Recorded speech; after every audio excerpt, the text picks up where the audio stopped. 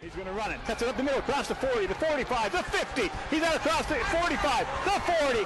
He's got the 30, the 25, and he jumps a hurdle into the end zone. Touchdown, Titusville. Yeah. I like that effort by Hope. That's the second time tonight we've seen that. Welcome to Titusville Rocket Football on the Stream. It's week 9 and the Rockets are back home at Carter Field to take on the Hickory Hornets. Our coverage is brought to you by Anderson Physical Therapy, by Oil Country Federal Credit Union, by Warm Home and Hearth, by Bayless Fuel, by State Farm Insurance, by the Titusville Moose Family Center, by Sylvan Equipment, by the Gordon B. Garrett Funeral Home, by Oil Creek Plastics. Rocket Football also sponsored by Larry's Auto Parts, Cabinets by... He's going to run it. Cuts it up the middle, across the 40, the 45, the 50. He's out across the 45, the 40. He's got the 30, the 25, and he jumps a hurdle into the end zone. Touchdown, Titusville. Yeah. I like that effort by Hope. That's the second time tonight we've seen that. Welcome to Titusville Rocket Football on the Stream. It's week 9 and the Rockets are back home at Carter Field to take on the Hickory Hornets. Our coverage is brought to you by Anderson Physical Therapy, by Oil Country Federal Credit Union, by Warm Home and Hearth, by Bayless Fuel, by State Farm Insurance, by the Titusville Moose Family Center, by Sylvan Equipment, by the Gordon B. Garrett Funeral Home, by Oil Creek Plastics. Rocket Football also sponsored by Larry's Auto Parts, Cabinets by Curtis, Thompson Run Tires, The Blue Canoe, Thermofab, by Armstrong, by Donovan and Bauer Auto Group, and True Value Hardware. And good evening from Carter Field. It's Titusville Rocket Football, and it is good to be back here at Carter Field. The final two games period of the season. Luke Rio, Jim Bodemer, Steve Bodemer set to bring you all the exciting action along with Mike Hollischek and Adam Bodemer. Good evening, guys. How are you? Hey, doing well. Another beautiful evening here at Carter Field. I can't imagine had we started out the first game of the season thinking that we would go through this far in the season without a mud bath. Somebody would have called me a liar, but it's been beautiful every week up until now. Yeah, it really has been, and I'm a little disappointed in the fact that we haven't had that mud bath.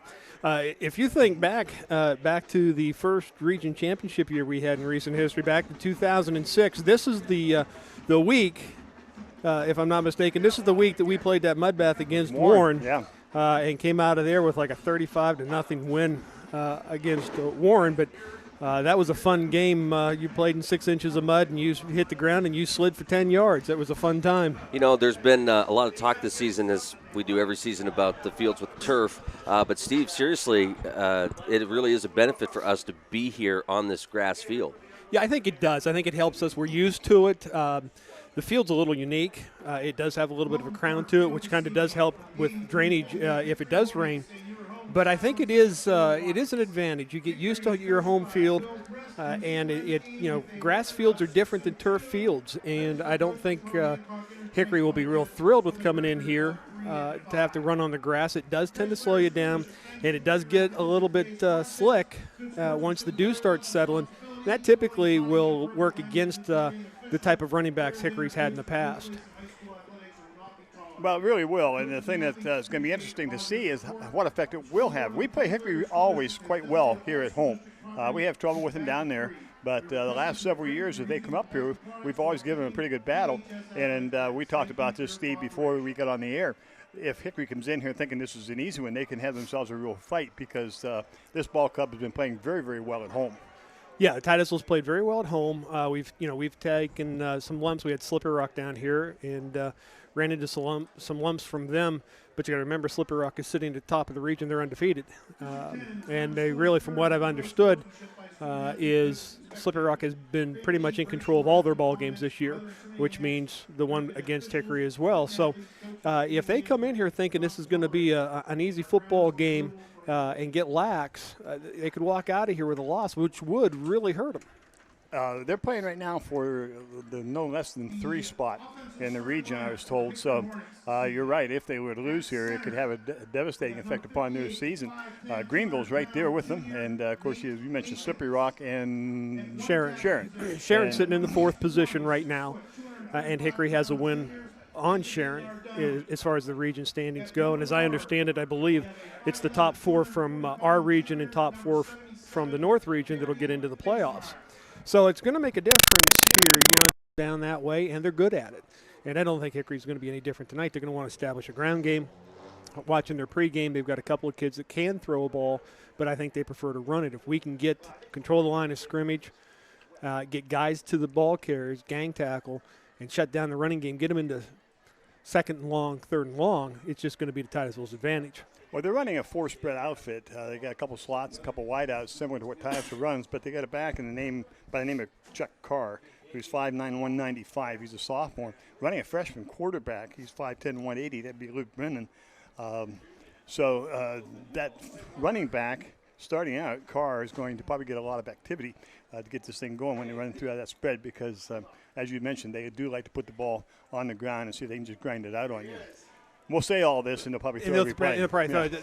One of the things you would think, though, that if you're going to be playing in I don't know if this young man has started all year or not, but if this is a true freshman quarterback, that's another key for Titusville. You want to get some penetration. If they are going to try to throw the ball, get some people in his grill, knock him down a couple of times, get some arms and hands in his face, try to distract him a little bit.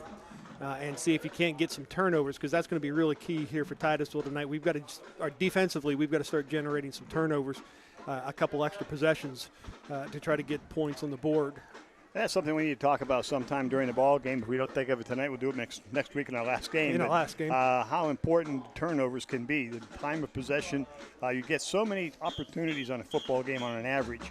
Your job then defensively is to give yourself more than average opportunities, and you do that by playing that good D and getting the turnovers. Giving the turnovers, yeah. And it's the thing that's big about the turnover, more so than a 3-and-out in a punt situation, is one, assuming it's a short pass that you pick off or a fumble, you're going to get a better field position. The other thing is it has a tendency to swing momentum. Yeah. And we've seen a lot this year, particularly for everybody who was here for the Grove City game, momentum was huge in that ball game, and it swung side to side. So that's what Titusville's going to have to try to do, I think, tonight. Big matchup tonight with Hickory, and we've got a chance to sit down with Coach Hancock. Let's get his thoughts on last week and what he's expecting this week. Now it's head coach of the Titusville Rockets, Tom Hancock. Hello. Hi. How you doing today? Good. How are you? Good. Well, let's go back and talk about Greenville. Sort of, I won't say a slow start. The confidence really didn't kick in until you guys got some points on the board. Right. I mean, and we knew, again, Greenville came and did exactly what we had anticipated them to do. They ran the ball very well, like they normally do, but our kids held a couple times, but then on the long 3rd downs, that's when we became a little susceptible. But on offense, we seemed to be able to move the ball pretty well through the pass. I would have liked to see more run game, but if we can move the ball and continue to get first downs, I think we had at least 3 drives of 8+.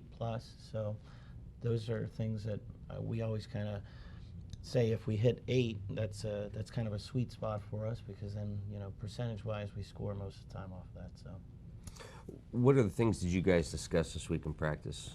Well, we looked at again, our league is so different a lot of times, and then when you have some non-conference folks come in, we've watched the Hickory in a number of games, but they played Wilmington last week, and Wilmington is very similar to Greenville. Doesn't really help us because Greenville doesn't, we don't run Greenville or Wilmington's offense.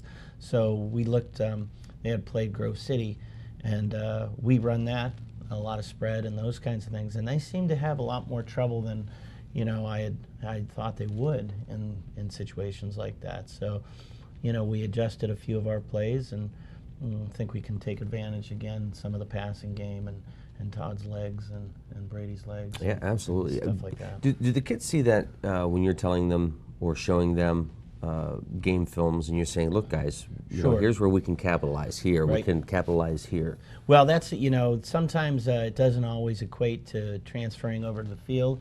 It's pretty easy to show the film of what, to scout the film and say, here's where we might be able to take advantage of them. But then when we get out on the field, sometimes it doesn't translate, so we have to stop practice and kind of go back in. Just like it's easy for us to show a replay Sure. and then comment on it like we know. Yeah, especially like onside kicks. Not all of those are what we planned. So, Then talking about the matchup this week, we kind of talked last week. It's nice. It was a struggle the first 3 weeks on the road. Yep. You're finally home. Now we get to end the season 2 games at home. What's that mean for you guys and the players? well, I think this week we know that this is probably one of those really tough teams. There's certainly gearing up for playoffs, those kinds of things. But it's kind of an opportunity. I look at it as an opportunity for us because they are probably thinking ahead. They're not thinking that they're looking at a record and thinking, well, we should be able to run over them. But if you go back through some of our games, we can put points on the board. We just got to figure a way to be able to control the ball a little bit more and stop their big play. Big plays have really haunted us all year. So.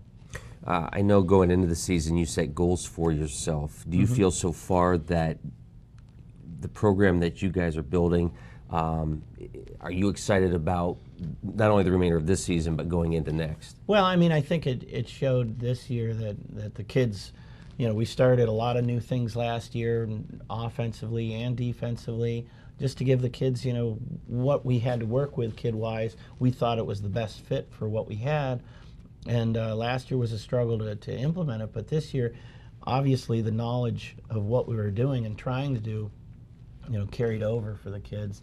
And I think if any of the folks or fans have watched any of our JV games, it's transferred over down as well. They always don't run as many plays as we do but it's not like we don't have it in our arsenal. But a lot of times the JVs are running our scout team, so they don't get as many reps as we like. So that's how that goes. I'm sure after the season it's nice just to get a breather. At what point in the year do you start thinking about yourself back on the sidelines? Oh, we we jump in. I love to, just because of the design of our base, our student body base. There's a lot of kids that play multiple sports. And some folks that just like to do the one, but I think the weight room is so crucial and critical for especially, again, if we're going to be again in this league, which we are next year, we have got to be stronger, because we're not probably going to be bigger, so we better be stronger and we better be in better shape. So I think of it as soon as the winter season starts, everybody's going to wrestling. Those people that are left are mine. So that's the way I look at it. Into it. You gonna be involved with wrestling? Well, youth, maybe. Youth. And that's only because my son's doing that. But, I've done that before, gone right from wrestling to, football to wrestling. And as a player, that was great. But as a coach, it's tough. It's very tough. It's a long, long, long time. So. Well, listen, you got some exciting things coming up. Yes. What about the spaghetti dinner? Well, we do have a benefit spaghetti dinner this weekend on Sunday. It's from, I don't know if you can see that, but from 12 to 6, and that's going to be at the VFW. And for an adult, it's $7. For students, and we consider students 6 to 18, anybody 6 to 18, it's $5. And then for children under 5, it's free. And we do have, it's kind of a joke, but, a family comes and say it. We're going to have a family bucket. That's what I love. I heard that the other day. I thought, hot dog. If you bring your roaster or if you bring your crock pot, we'll fill that up. It feeds 6, and we have some Texas sheet cake from Cross Creek. Ralph DeRose is the big cook for the spaghetti, and he does a great job. He's done a lot of spaghetti dinners in the past. Danny Ackerman will be helping, and a lot of the parents from our team. So we're looking forward to it. And this benefits the Rocket football program. Yes, the program. Yep. So it'll, we hope that the kids that put the time in and those, make it through the season and those kinds of, we like to give back something that they can take with them and still be proud of what they've accomplished. So, when you do that, that costs money, and Right. we've got to fill the coffers back up. Absolutely. So well, athletics in general with school districts, I think we're fortunate where Sure. We've got people who care about athletics, and but still, that's not an open checkbook either. No. There's some things that I'm sure you guys would like to have. Sure. And this is a chance to help out. So get your tickets. I got mine. That's good. That's good. Thanks. So- I got mine too. I'll be there. I think I'm the dishwasher though. Oh, wow. So hey, I'm bringing some past knowledge to that. So you can go by and see Coach Hancock wash dishes. There you go. All righty. Coach, good luck Okay. against Hickory. Thank you. Yes. And the Rocket pregame show will continue right after this. Anderson Physical Therapy wants to get you back to doing the things you enjoy. Your treatment is customized to you, addressing a variety of aches and pains, including post-op, sports injuries, arthritis, headache, and fibromyalgia. Get the Anderson Advantage in 6 convenient locations throughout the Tri-County region: Titusville, Franklin, Seneca, Clarion, Cochranton, and Albion. Call 814-827-8148. Stay on top of your game with Anderson Physical Therapy. 814-827-8148. You see our vans every day. They travel the length of our broadband network, bringing you the best services available. Our technicians and representatives are knowledgeable, available, and nationally recognized as being among the very best in the business. We're a regular presence in our community, always ready to lend a hand. We're Armstrong, a leader in the broadband industry, your friends and neighbors, taking pride in our jobs, and a real partner in making our community a better place. Stop into Donovan Bauer Chrysler Dodge Jeep and Ram for the best prices of the year on new 14 and 15s and certified pre-owned vehicles. We have vehicles coming out our wazoos. Jeep Patriot and Jeep Compass up to $2,500 rebate. We also have the Chrysler 300 with up to $4,000 in rebates, and the 200 with up to $3,000 in rebates. We have vehicles coming out our wazoos. Donovan Bauer Auto Group on the Hidetown Road in Titusville. Where do you want to be in a year from now? In 2, 3, or 5? At Pitt Titusville, you will be connected, inspired, challenged, and most importantly, be ready for your future. Pitt Titusville connects you with the quality education of a world-class university with a personalized and friendly atmosphere of a small campus. Discover what you can be at Pitt Titusville's fall open houses. Join us on Saturday, October 25th or Saturday, November 15th. Tour the campus, learn about our new merit scholarships, and talk with faculty about academic programs, including our new associate degree in petroleum technology. Be at Pitt Titusville and be ready. Big G Tire and Auto on the Highttown Road in Titusville is your home to the largest selection of tires for small compact cars to large semis. Need an oil change, inspection, or repair? Big G can service your vehicle while it's in the shop. Protect your vehicle with our fluid film undercoating to keep the rust at bay. Big G will keep you on the road. Tires for any size vehicle and auto repair. Come see us at Big G Tire and Auto on Hidetown Road in Titusville. The Gordon B. Garrett Funeral Home has a reliable history of tradition and excellence in the community. They're trustworthy for all your needs, including pre-planning to ease your time of grief when the time comes. Garrett has served Titusville and the surrounding area for over 40 years, treating you with the utmost care, respect, and compassion. The professionals at Garrett are known for extending their kindnesses beyond the funeral. Garrett Funeral Home, now with 2 locations, 203 East Main and 303 North Washington Street, Titusville.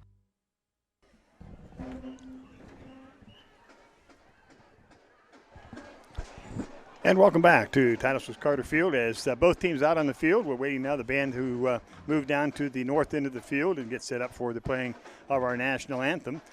And we're just about ready for kickoff here. Big ball game for Titusville. Can they come back from the defeat they had at Greenville last week? And as Coach Hancock said, can they control the line of scrimmage and be able to handle all the offensive sets that Hickory will throw at them? Larry's Auto Service and Thermofab Incorporated bringing you tonight's pregame show. And now the playing of our national anthem by the Titusville High School Marching Band.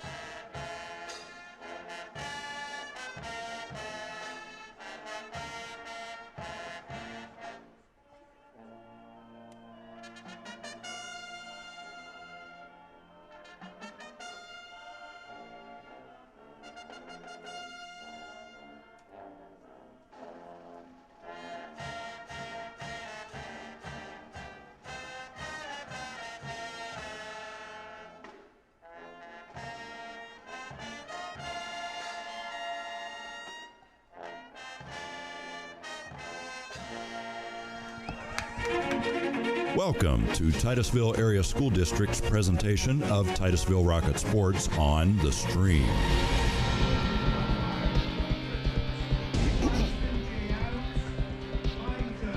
And both teams now on the field. National anthem's been played. The old adrenaline's flying, I'm sure, for both of these ball clubs. We're waiting for the captains to go out to the middle of the field, and we'll be taking you down on the field, I believe, to Brian DeFonso with our wireless mic brought to you tonight by 408 Transmission. So in just a second, as they get out there, we'll send it on down to Brian for the official toss of the coin. And we'll see who's going to receive and who's going to kick off to get this game underway. Take you down now, Brian DeFonso.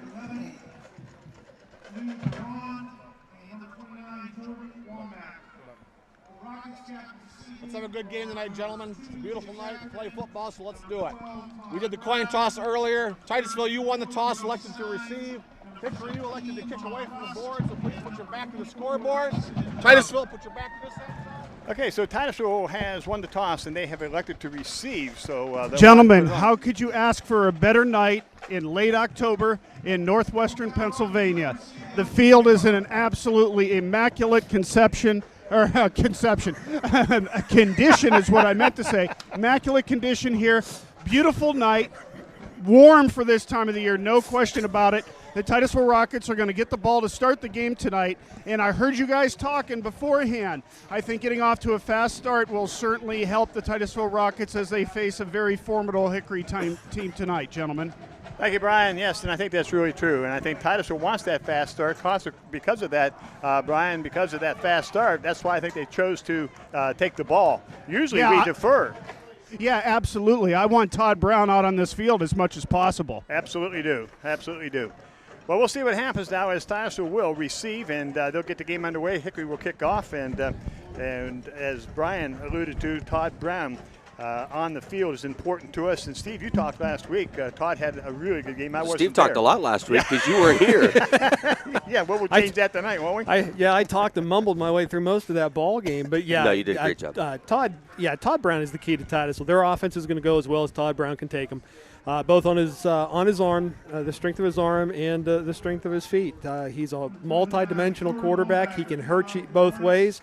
If we can give him a little bit of time or rolling out, keep guys out of his face, he could make it a long night for Hickory. Tom Rusk and Brady Corcoran stand back at the 5, and as we get set to tee it up, and we have said a couple of different times, we'll probably say it a few more times this evening. So far this year, our opinion, and we are prejudiced, Todd Brown might be the best quarterback we've seen in the region. And so our vote would go for him as of now. My vote would go for him as the #1 quarterback in the region. Hopefully he has a good game tonight. Okay, we're all set to go as the ball has been teed up. And it will be Jordan Wambacher doing the kicking for Hickory. He approaches the ball. Got a good leg. The ball's going to go down, and it looks like it might go into the end zone. It does. Tom Rusk handles it in the end zone. It'll be a touchback. Bring it out to the 20.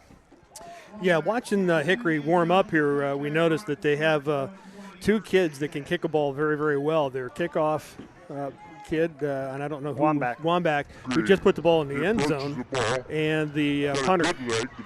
And we watched the young man who was punting for him tonight. He puts the ball in the air, and he gets some distance on it. Titusville first down at 10 at the 20. They'll send double wides both sides. See if I can get back into this. Missed a week. Brown now out of shotguns. Sends McIntyre in motion to the right. Almost a bad snap. Good handle by Todd. Gives it off to Hogue. Excuse me. And Hogue is going to be brought down trying to go wide. Maybe a loss of 1 on the play. Bring up a 2nd and 11. Easton Hogue, the ball carrier for Titusville. Hickory did a nice job of stringing that a little bit wide, and it looked like Cody Sines just lost contact with his man here at the end of the play, and we never could get the corner on this as we come to the right side, and just it looks like we're just going to get it there. There's Sines just a little bit late getting to the tackler, number 15 for Hickory. Titusville now will bring end in tight. Put Hogue in motion to the left. Good snap. Todd looking to run. Comes up the middle. He's going to be hit and drives ahead. He might pick up 1. We'll see where they spot it. I'm sure Hickory has scouted Titusville well and knows that they got to control Todd Brown and his running, as he has the ability to really move up the field quickly on you. Yeah, and if you look at their pass rushers, what they're trying to do is they're going to try to rush in lanes to not give Todd an opening to run through, and they did a nice job on that particular play there. No gain on the play. Call it 3rd down and 11. The ball's about the 19 of Titusville. Doubles to the right, doubles to the left for Titusville. Corcoran now in the backfield along with Todd Brown out of shotgun. On the snap, ball is given off. No, Brown keeps it, drives straight ahead. He'll bring it out close to the 25. It'll be short of a first down by about 6. And that'll bring up a 4th down punt situation for the Titusville Rockets. It's a good read there. He pulls it out and comes, and we're going to get about 5 yards, but that's the play we've got to have on first down. We can't keep going into the 2nd and 10s and 9s. Well, the thing about that particular play, it gives you confidence in terms of running it, even though you're right, we need it on first down instead of 3rd, especially 3rd and 11. Brady Corcoran will go back to kick, and back for Hickory, Andrew Pritz, 6'3", 205 pound. I can't see the number on the far side. I believe it is Delusia.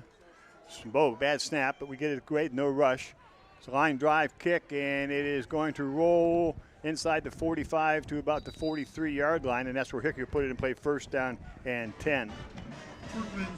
Not a pretty play, but the ball did get down inside the 45 to about the 43, 44-yard line, and that is where Hickory will get it 1st down and 10, their first offensive series of the evening. Yeah, one of the unsung positions on any high school football team is that long snapper. If you'd have a bad snap, it throws everything off for the kicker or the punter, extra points and so forth. So that's a crucial position. Kids need to get better at long snapping. That's an easy way to play at college as well. Trips to the right for Hickory. Pritch to Julia, and I believe it's Cirillo. Under center, Brennan pitches back to the tailback, Carr. Carr gets a good block. He's out across the 45, brought down at about the 47. Almost got him in the backfield as Jason Oakes and Easton Hogue got back there. Just missed him. Gain of about 4. This is real good penetration here by Jason Oakes and just couldn't quite bring him down. And then we missed one there. Watkins came up and lost his balance, or we'd have had him for maybe a 2-yard gain instead of the 4 that they get. But that's not a bad opening defensive play for Titusville. 2nd down and 6. Ball at the Hickory 48. Trips again to the right. Single wide left is Bianco.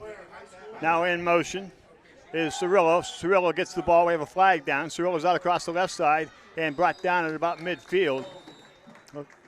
Looks like a illegal procedure on Hickory, and it is. Too many men in motion at one time. Yeah, I think if you look at the young man in the running back, number 15, he goes to lead the play and leaves just a little bit early, and you already had the ball carrier going in motion. So. But I tell you, what I've liked so far that I've seen out of Titusville's defense, both plays, we're getting penetration up front. That's a good sign for Titusville's defense. We just got to hit these kids and wrap and hold on and get more jerseys to the ball. Titusville has accepted the penalty, and so the ball will be moved back 5 from the previous line of scrimmage. We'll take it back inside the 45 to about the 44-yard line, bring up a 2nd down and 10. So it's 2nd down and 10 for Hickory. 9:02 left to go first quarter, no score. DeJulia goes wide to the left. Andrew Pritz comes wide to the right. They go in I formation now in the backfield. Luke Brennan, the quarterback, under center. Gives it off to the tailback, Carr. Carr's across the 50. Breaks one tackle, breaks a second tackle. He's at the 40. He's loose. He's at the 35, the 20, the 10, 5, touchdown Hickory.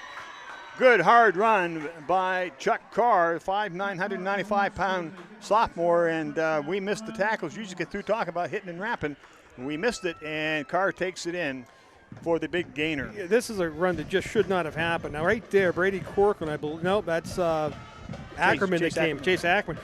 You've got your shoulder to him. You're just going to wrap and hold on to him. If you don't bring him down, you just can't let him go like that because they get behind you. We're not going to catch him. So Carr takes it in for the first score in the evening, and the Wambacher comes out to do the extra point.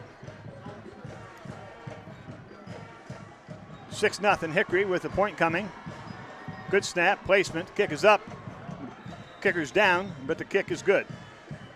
8:41 left to go first quarter. Hickory 7, Titusville nothing. We'll be back with the Hickory kickoff right after this. Rocket Football, Stream Television, and the Allegheny News Talk Sports Network. Anderson Physical Therapy wants to get you back to doing the things you enjoy. Your treatment is customized to you, addressing a variety of aches and pains, including post-op, sports injuries, arthritis, headache, and fibromyalgia. Get the Anderson Advantage in 6 convenient locations throughout the Tri-County region: Titusville, Franklin, Seneca, Clarion, Cochranton, and Albion. Call 814-827-8148. Stay on top of your game with Anderson Physical Therapy. 814-827-8148. Oil Creek Plastics, the industry leader in polyethylene pipe, is proud to be a part of the Titusville community and a proud sponsor of Titusville High School athletics. Located off Route 27 in East Titusville, Oil Creek Plastics has been a vested part of the Titusville community for 28 years. At Oil Creek Plastics, we take pride in supporting our community and are thrilled to bring instant and slow motion replay to the stream's Titusville Rocket sports broadcasts. In Titusville and here to stay, Oil Creek Plastics. Best of luck to the Titusville Rockets.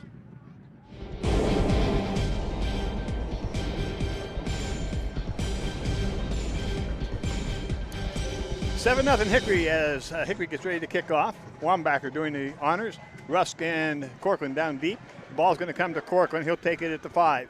Corcoran up across the 10. Fakes the handoff to Rusk. Goes to the outside, out across the 20, and almost to the 25 where he's brought down. Good return by Brady Corcoran. First down 10, Titus with their own 25. This is this little delay kind of reverse thing that they're doing here just guarantees you that these guys from the right side, as they see Brady coming to the far side, they're going to stay there, and it honors. You see two of them go to the right, so you have to honor their rushing lanes. Otherwise, that ball will be handed off. And you also have to stay in your lanes on the left side defensively, because if you don't, Brady's gone. Yeah, Brady will break it in a hurry. He sees an opening. He gets through it. He'll be hard for the Hickory Hornets to catch. First down 10, Titusville doubles both sides. Todd Brown, a quarterback. Easton Hogue in the backfield. Brown looking over the middle. Got a man open. Then across the 35, about the 37. It is Cody Signs, first down and 10. Got a man down for Titusville. Back at about the 23. Nice ball by Todd Brown.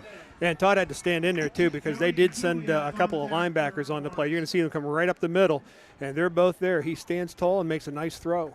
That's a good throw there by Todd Brown, and he's going to need to do that tonight.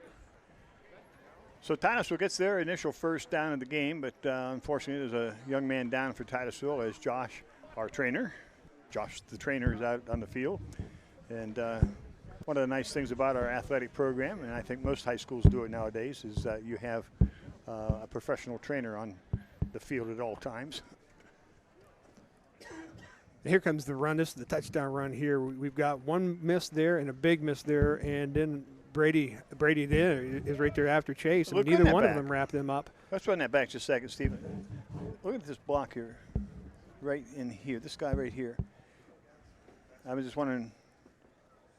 You're probably not going to get that call. Well, he's on the outside. I thought maybe it was a blocking back. It is not on Brady Corcoran. No, it is not. No, but that's a good hard run there. I mean, he's got good balance. The Titusville needs to adjust to that, get a hold of him. And, you know, like I say, if you can't get a shoulder and wrap him to bring him down yourself, get a hold of him and hold on to him. Make him drag you for a while. Joe Downing is the player coming off the field. He's limping and apparently an ankle. Don't want to speculate. We don't know. But coming off under his own power, that's a good thing to see. So we'll see if we can get a report on how he's doing as the game progresses. That'll bring Titusville then back to the ball. First down and 10. As they come out over the ball, they'll send doubles to the right and doubles to the left. Ackerman was about to move into tight end, stays on the wide out in the slot. Todd Brown now sends Brady Corcoran in motion. It's given off to Corcoran. Corcoran tries to cut up field, and he's caught from behind. He's going to go nowhere. And there's a flag, and that's unnecessary roughness on Hickory as they come up to make the tackle. And Austin Akins of Hickory threw Brady to the ground, and I think that's what they're going to call unnecessary roughness, personal foul. Yeah, that must be it. I don't know if we'll hear the whistle here or not. It's not after the whistle. It's the way he put him down. Yeah, still, I'm not. We'll take it, but it's a slam. Listen, he's not a quarterback. He doesn't wear a skirt, and this is football. Oh, for crying out loud. And I know. No, he gets that from his father, so don't start. I remember I used to play quarterback. Yeah, and you wind the whole. Well, anyway, first down and 10. Look at Bucky Krabs down here tonight. Get Buck up here. That's we'll right. talk about your quarterbacking days. I have a feeling he would agree with Steve. First down, 10, Titusville at their own 49. Doubles both sides. Todd Brown on the snap, dropping straight back, looking to throw. He's going to have to run it. He pulls it down. He's across the 50. He's going to get across the 45, cuts to the outside. Whoa, whacked and brought down at the 47. Coming up quick and making a good hit. I believe it was 61. And that's 25, I think, that comes up. He's playing in the corner position, comes off the receiver. This is a good read by Todd. Getting a little bit of pressure and takes off. We've got to do a little bit of better job of protection here and gets out of it what he can. And there's, 25. Andrew Pritz. That's a good, solid hit. 6'3", 205. Now, we saw that last week with Todd Brown. That doesn't bother him because he broke a tackle last week just like that and ran on for a touchdown. 2nd down and 2, Titusville at the 44 of Hickory. McIntyre in motion. Good hands. Brown pulls it down. He's inside the 40, down to the 35. And once again, right up the middle. That's enough for the first down for Titusville. They take it to the 35 of Hickory. This is a good read by Todd. They're all going to the outside. He sees them vacate the middle, keeps the ball, and goes up and gets them a good 6-7 yard gain and a first down. Well, I can't believe that they're not, what do you call it, sighting them? Spying on the quarterback. Yeah, they Greenville looked pretty good last week at what the Rockets were planning on doing, and Titusville ended up breaking some of that, but yeah, I'm a little surprised tonight. I'm surprised they don't have it. Normally, in this kind of an offense and that defense, I would think they would have at least a middle backer, and they may have in the next quarter. Titusville stacks, trips to the right. Brown drops straight back. Now he's rolling to his right. Still looking downfield, and he throws it up short and out of bounds, incomplete. Right about the first down marker. But it's a nice play here. Now Todd's going to roll to the right, and this is the way you want your quarterback to roll if he's right-handed. Starts feeling pressure and says, okay, there's nothing there, so let's just throw it away. Brings up a 2nd and 10. Again, the ball at the 35 of Hickory. Titusville will send Rusk and Cody Signs set out on the left side. And now they're going to bring double in. They're going to double up on the left side and right side. They're bringing both wideouts in tight, both sides. Corcoran in the backfield. On the reverse, it goes to Cody Signs. Got it. Coming upfield, it's up across the 30, inside the 30 to the 25, close to a first down. There's that counter run to Titusville. If the timing's on with this play, we get good yardage out of it. And here it is. You see Jason Oakes leading out and gets a nice blocker, and Cody does what he should do, cut right off the inside and pick up what you can. Not every play will go for a touchdown. You do what you can do with it, and we got 9 yards. That's a good play, good run. 3rd down and 1. The ball is spotted at the 26. 5:55 left to go here in the first quarter. Hickory leads 7-0. Titusville on the 3rd down and 1 has Brady Corcoran wide to the left. Now they're going to bring both wideouts in and stack them on the left side. Under center, Brown. Long count, gives it off to Hogue. Hogue drives straight ahead. He's going to have the power, and it's going to be very close. I think he has it. I think he's going to have it. Good leg drive, yeah. Good leg drive. Great minds think alike. Good leg drive here. He's just going to go right off the outside. He gets hit there right at the line of scrimmage, but powers through that. And I think he should have a first down. Yeah, go ahead, Luke. I do want to say Coach Hancock did make the comment during our chat with him during the pregame show about driving the ball, running the ball. It seems like the Rockets are doing better this week with that. Yeah, they are. They're attacking, and the thing that is a little different here I've seen tonight than what we saw last week at Greenville is, and Titusville does get the first down on that, so it's a good job by Easton Hogue. We seem to be getting a little bit more push off the front 5, and we mentioned it at pregame. Whoever's going to win that front battle, if you want to run the ball, you've got to have control of the line of scrimmage. And right now, our front 5 are doing a pretty good job of opening some holes. They're not great holes, but they're enough for our guys to get through and pick up positive yardage. Titusville comes out 1st down and 10. The ball's at the 25 of Hickory. Rusk and Ackerman on the left side. Brady Corcoran and I believe Signs on the right. Hogue in the backfield. Todd's dropping straight back to throw. Still looking down the right side. Going to go to the end zone. He's got Corcoran deep in the end zone, and he catches it but out of bounds. Up against the brick wall. Nice ball. Nice catch by Brady, but just too far out of the end zone. Yeah, and I thought on this one here, now I think Todd just stay put right here instead of fading to the right. See, his feet weren't set, so that ball gets hung up there in the air. A little too much loft on the ball there. So if he just stayed put in the pocket and step into that throw, get some of the air off of the ball, we might have had a little better chance there. Though Brady was awfully deep there, and I think when that ball was released. Yeah, he was right up against the back of the end zone. 5 minutes left to go first quarter. 7-0 Hickory. Titusville threatening. Cooper Lamy now to the left. Slot left is Cody Sines. Corcoran's now in the backfield with Todd Brown. Todd fakes it to Corcoran. Looking down across the middle, throws up short to Corcoran, in and out of his hands at about the 20-yard line. Incomplete pass. That play didn't seem to develop too well. Well, it's not designed to go to Brady. He's looking to his left to try to get rid of it, and then he kind of throws it through Brady's hands. It's a little bit high. It's a good way to get a kid hurt there. That's, it's just one of those things where the ball got out of Todd's hands just a little early. But I think he was looking towards one of the two receivers to the near side first. Brady looked a little bit surprised when that ball came to him. Titusville will have a 3rd down and 10 from the 25. Corcoran come wide to the left. McIntyre in slot left. Double wides to the right. It'll be Ackerman and Sines on the right side. Hogue back in the backfield. Todd dropping straight back to throw. Still looking. Comes up short, and no. Pass is complete, and we have a flag down. I don't know what this call is going to be. The pass was complete to Cody Sines. I don't know, Steve, whether they're going to call that pass interference or what. Yeah, it might be because the ball was in the air. I'll have to watch this one and again. he does hit him early. And what Hickory is going to argue is that ball's not beyond the line of scrimmage, so there really shouldn't be interference. And what the officials are going to say is, no, sir, that's pass interference. I thought he was there early. I just wasn't too sure whether or not there's the NFL has that 5-yard chuck rule. Yeah. And I wasn't too sure whether high school had similar. It's a big one. Wow. Yeah, it's a 15-yard penalty in high school. That takes it down to the 10-yard line, where Titusville will put it and play 1st down and 10. Now, this is one of the things Titusville's offense has got to take advantage now. You've had 2 personal fouls on this drive to help you get down here. You got to punch it in here now. You got to get points out of this. So Titusville 1st down and 10, 4:47 to go in the first quarter. Brady Corcoran goes wide to the right, McIntyre to the right. Now Ackerman comes to the right, and they're going to trip it up over there. Looks like some kind of a bubble screen coming. Todd Brown looking to throw, still looking, going to roll to his right, going to go to his right. He's going to pull it down and run. No, he's going to go to the end zone. He's got Corcoran, and incomplete. But I tell you, they're rushing Corcoran deep, though. Yeah, you look at it. They've got two guys around Brady Corcoran when he runs a route. And this one here, again, he's flushed from the pocket, but does a nice job of getting out of trouble.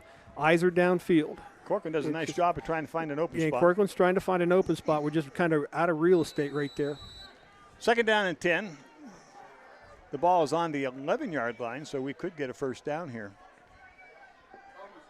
Cooper Lamy and Cody Steins now will stack on the left side. We have doubles on the right side stacked. Todd looking to throw once again. Hogue down in the goal line. He's going to go to Hogue. Oh, he's deep. Somebody deep in the corner, and it is touchdown. Touchdown, Titusville. I didn't see it. I believe it's Chase Ackerman. No, yes, Chase Ackerman came down with the ball. That's a nice play. Wow. And it works out really well for Titusville here. One of the things, though, Todd, stop drifting back. You're making a 20-yard throw, a 40-yard throw here as he keeps hopping backwards. Well, but he had to do that because the last time he threw the end zone. Well, that's true. Yeah, he's got to give himself more room. That's a heck of a throw, though, and good patience and good reading by Todd Brown. Well, I saw Hogue going down that way, and then all of a sudden I saw Ackerman in the back of the end zone, and he came all the way from the left side. So Titusville gets on the board, and now we'll attempt the extra point. Todd Brown to do the kicking. Snap, placement, kick is up, and the kick is good. No good, off to the left. Hickory 7, Titusville 6 with 4:30 left to go. Titusville will be kicking off. We'll be back with that just after these messages.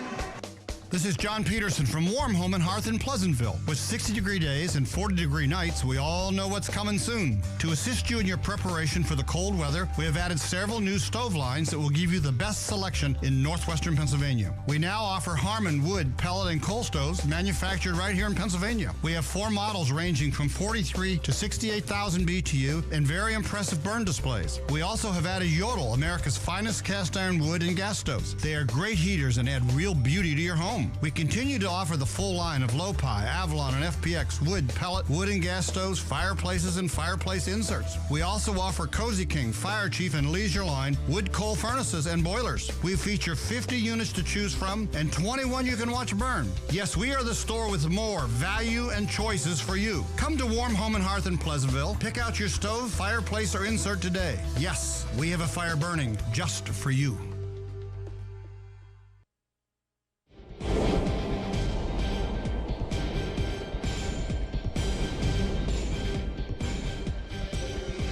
7-6. Hickory on top. Titusville, by virtue of a couple of penalties, helped them out in that drive, but Titusville did what they had to do. They put it in the end zone. They were stacked up here.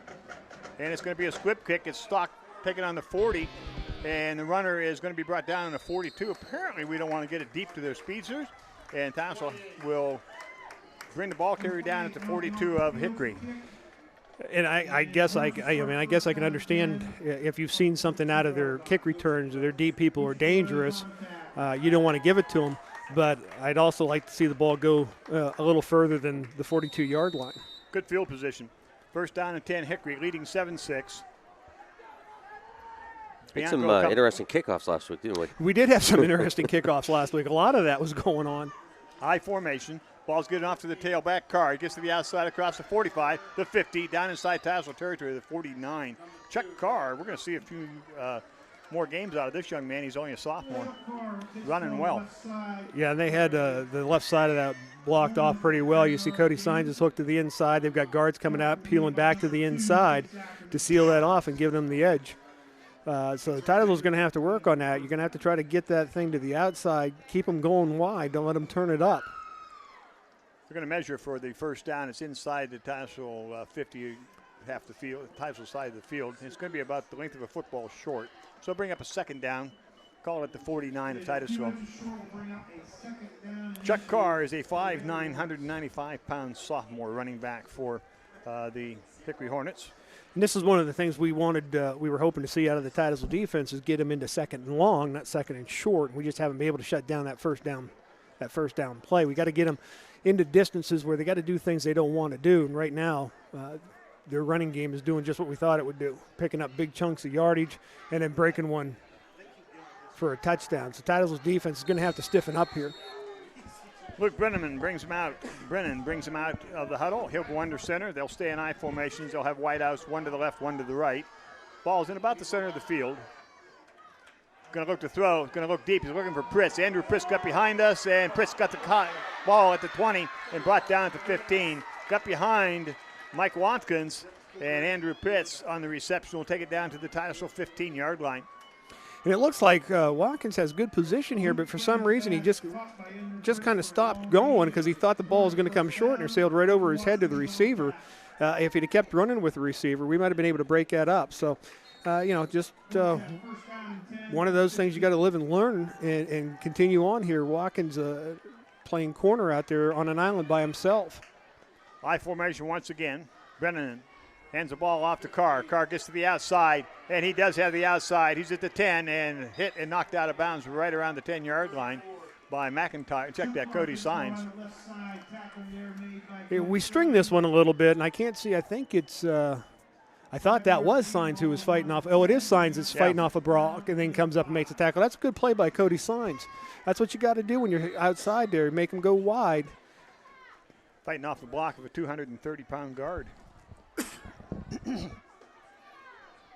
Second down and 5 for Hickory. They're at the Titusville 10. I formation once again. Doubles both sides. They're wideouts both sides. The ball's given straight ahead and hit immediately and brought down. I believe that is Cirillo. And the tackle Dan is by Stearns, Scott first one Stearns. in there. Dan Stearns was the first one in here. Well, he's going to get real good nice penetration hit, and good hit. And he does what we talked about before. You hit him. If you can't bring him down, hold on to him. Here comes the help. That's what you got to do. Nice play by Danny Stearns. Gain of about 1 on the play. Brings up a third down and 4th and 9 of Titusville. They'll send DeGiulio wide to the right. And they have Bianca wide left. I formation. Tailback gets the ball. That's Carr. Carr's going to try to go to the right side. And penetration. And Mr. Oakes brings him down for a loss. Back to the 15-yard line. Good job, Oakes. And we mentioned this on the first series, too. Titusville's getting good penetration up front. They're getting off blocks and getting into the backfield. Now, if Jason doesn't make that, you can see Danny Stearns is right there as well. So I honestly think our front guys can control this line of scrimmage here. We just, need to make the plays when they're there. So it looks like they're going to bring, I would too. They're going to bring in their field goal kicker. Jordan Wambacher will place the ball have the ball placed down at about the 26. And that'll make it a 36. 21. 22. Yeah, 21. It'll be a 31-yard field goal attempt here by Wambacher. He has the leg. We watched him in practice. Good snap. Ball's down. The kick is up. And that kick looks good to me. 31-yard field goal by Wambacher. That'll make the score 10-6. Hickory on top. Had more than enough leg on that particular kick, Steve. Yeah, he did, and it's a good kick, and that's an added weapon for any high school team if you've got somebody who can kick field goals from that 30 to 40-yard range. And this is a bad snap, a little high, but he gets it down. A quarterback, number 4, the freshman, puts it down in time for the young man to kick it through. He had plenty of leg on that. But the other side of this is that's a moral victory for the Tazewell defense. Yeah. First and goal from the 10. First and goal from the 10. You did what you needed to do. You stopped them, held them to a field goal. Now we get back to our offense, and hopefully our offense can drive it down and push it into the end zone, take a lead here. Jordan Wambacher, their kicker, is a senior, lives at 6 foot 190, and regardless of his weight, does appear to have a pretty good leg. And if he's able to get that ball in from 40, 45 yards out, some schools will be looking at this young man.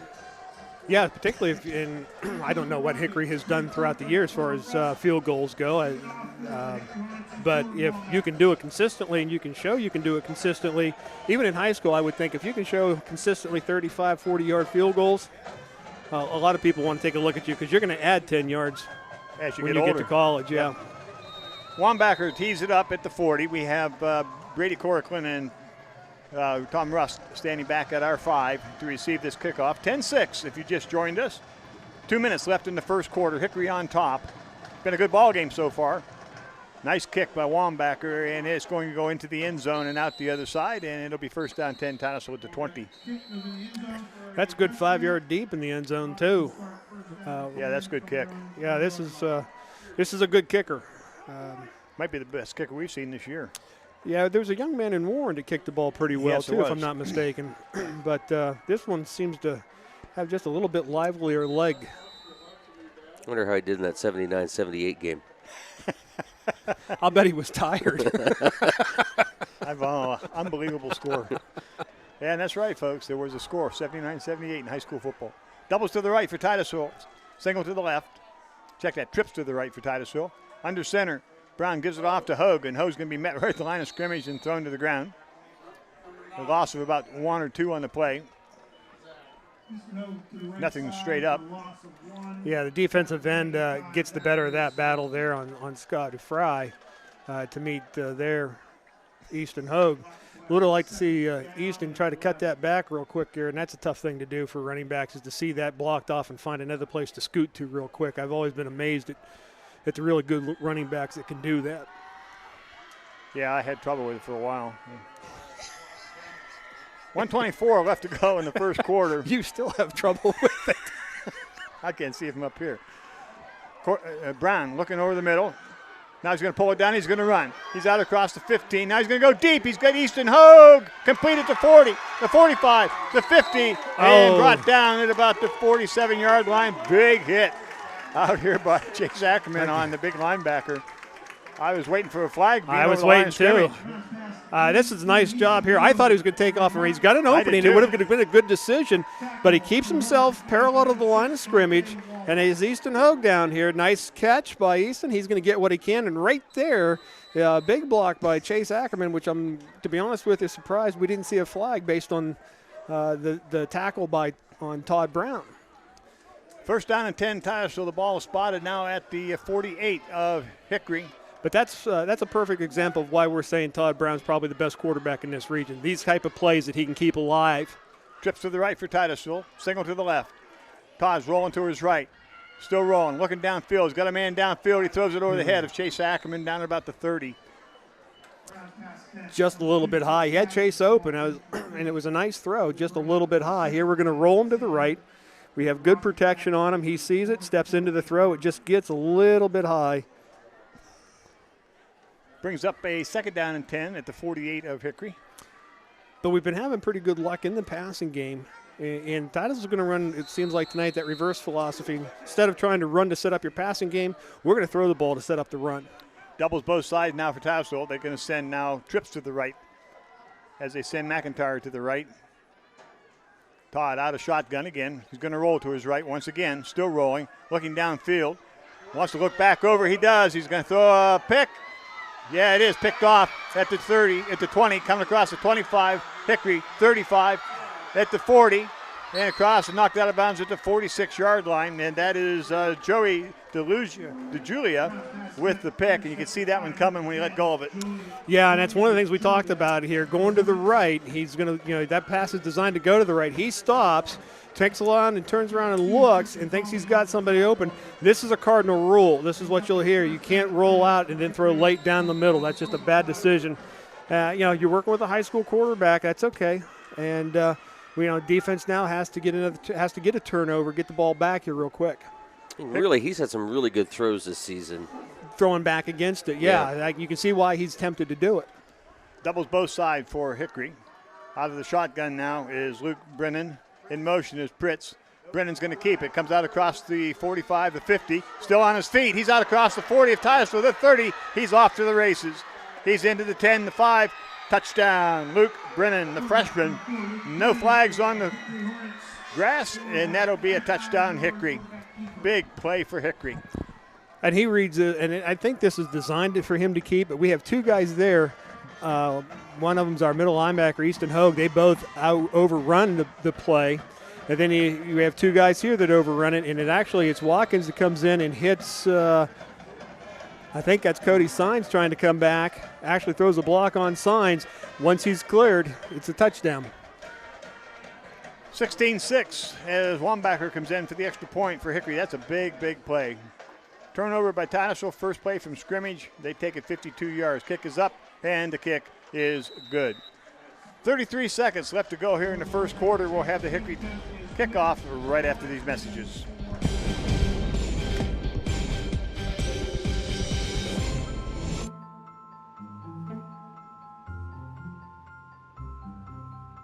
When you want brilliant color, gorgeous coverage,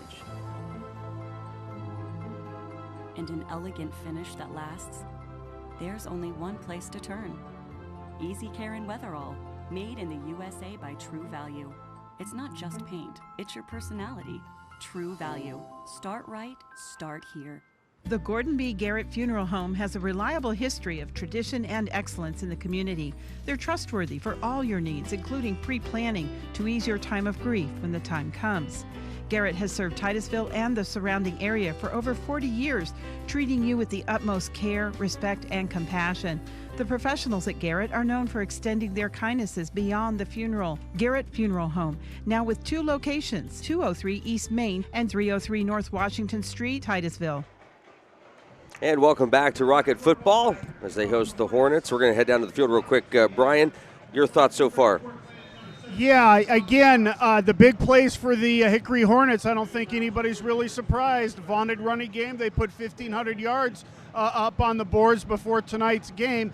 Titusville, they really had a golden opportunity there. Let's see what happens on this offensive drive. All righty, thank you, Brian. Our wireless mic coverage brought to you by 408 Transmission. Kickoff by Wambacher, as usual, goes into the end zone, so Titusville will get a first down and 10. They'll be at their own 20-yard line. So it's comeback time for Titusville, and they just pulled it together right now, giving up the big run. That's 2 big runs over 50 yards for Hickory here this evening. And as Brian alluded to, 1,500 yards in 8 games. Not a bad average. No, not a bad average. It's a lot of yards that they can put up on you. And, of course, we're not helping them. We overran the play there for the quarterback, allowed him to cut back. So just some things we're going to have to get better at real quick. In motion, Cody Signs to the left. Ball is given off to No. Brown keeps it. Brown's out across, gets the block to the outside, and he's out to the 30, knocked out of bounds right around the 30-yard line. Needed one more block downfield, but should be enough to be might be a little short of the first down, depending on the spot. I thought he's standing right at the 30. This is a good read. If you're watching there, you see 29 the end. He's going to go out and try to get a hold of the fullback, so he's got to pull it and keep it. It makes a nice run out of it. Good read by Todd. 2nd down and 1, just short of the 30-yard line. Titusville will send doubles to both sides, to the right and left. Easton Hogue in the backfield. Todd out of shotgun once again. Brown on the snap, keeps it. He's going to try to get outside, and that was a misread. He was brought down for a loss of a couple on the play. Bianco on the tackle for Hickory. Yeah, that one should have definitely gone to Easton Hogue. They opened up the middle again. If he gives that, we might get the first down there. Now we're going to be facing, 3rd and 4. One of the problems with when you run an option-based play or reading type of plays, you misread it, you're probably going to lose yardage on it. And that's the end of the first quarter. Here at Carter Field, end of 1, it's Hickory 17, the Titusville Rockets 6. We'll be back with second quarter action. Bayless Fuel in Titusville carries a full line of automotive and truck maintenance supplies, like Wix filters, the best performing, most reliable filters in the world. Interstate Batteries, the #1 replacement brand battery in North America. Plus, Bayless is your recycling center for your used batteries. Bayless Fuel also carries motor oils, greases, and specialty lubricants, like hydraulic oils, transmission fluid, brake fluid, antifreeze, and more. And we haven't forgotten about you loggers. Bayless Fuel carries Oregon chains and bars, bar and chain oils, helmets, chaps, marking paint, and safety glasses. After you're done, clean up with Gojo Cleaner and Shot Towels. Let the friendly staff find the right product for the job at hand. Bayless Fuel in Titusville is open Monday through Friday, 8 a.m. to 4:30 p.m. and Saturday, 8:30 to noon. Bayless Fuel on South Brown Street in Titusville.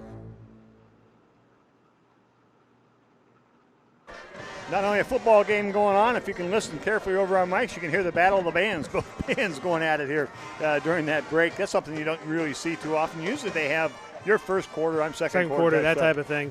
Not tonight. It's a full-blown let's go get them type football game. Strap it up, both sides. Yeah, you got that right. 3rd down and 4, Titusville. The ball's at their own 26-yard line. Tom Rusk will come wide to the right. We'll send trips to the left. Brady Corcoran now in the backfield with Todd Brown on this 3rd down and 4 play. Ball is a quick out. It comes over to the wide out, and he's got to drive hard, and there's a penalty flag down. And that could be against the Rockets, a block in the back. If that's the case, I think they'll decline that, bring up a 4th down. Have to see. Yeah, I'm not too sure what he saw out there. I didn't see a block, so I'm not too sure how it could be blocking the back, but that's what it is called. My guess is they'll decline this in times where they don't have to punt it away. Yeah, there looks like they might take the penalty and move him back. I don't think I would do that with the potential of Todd Brown.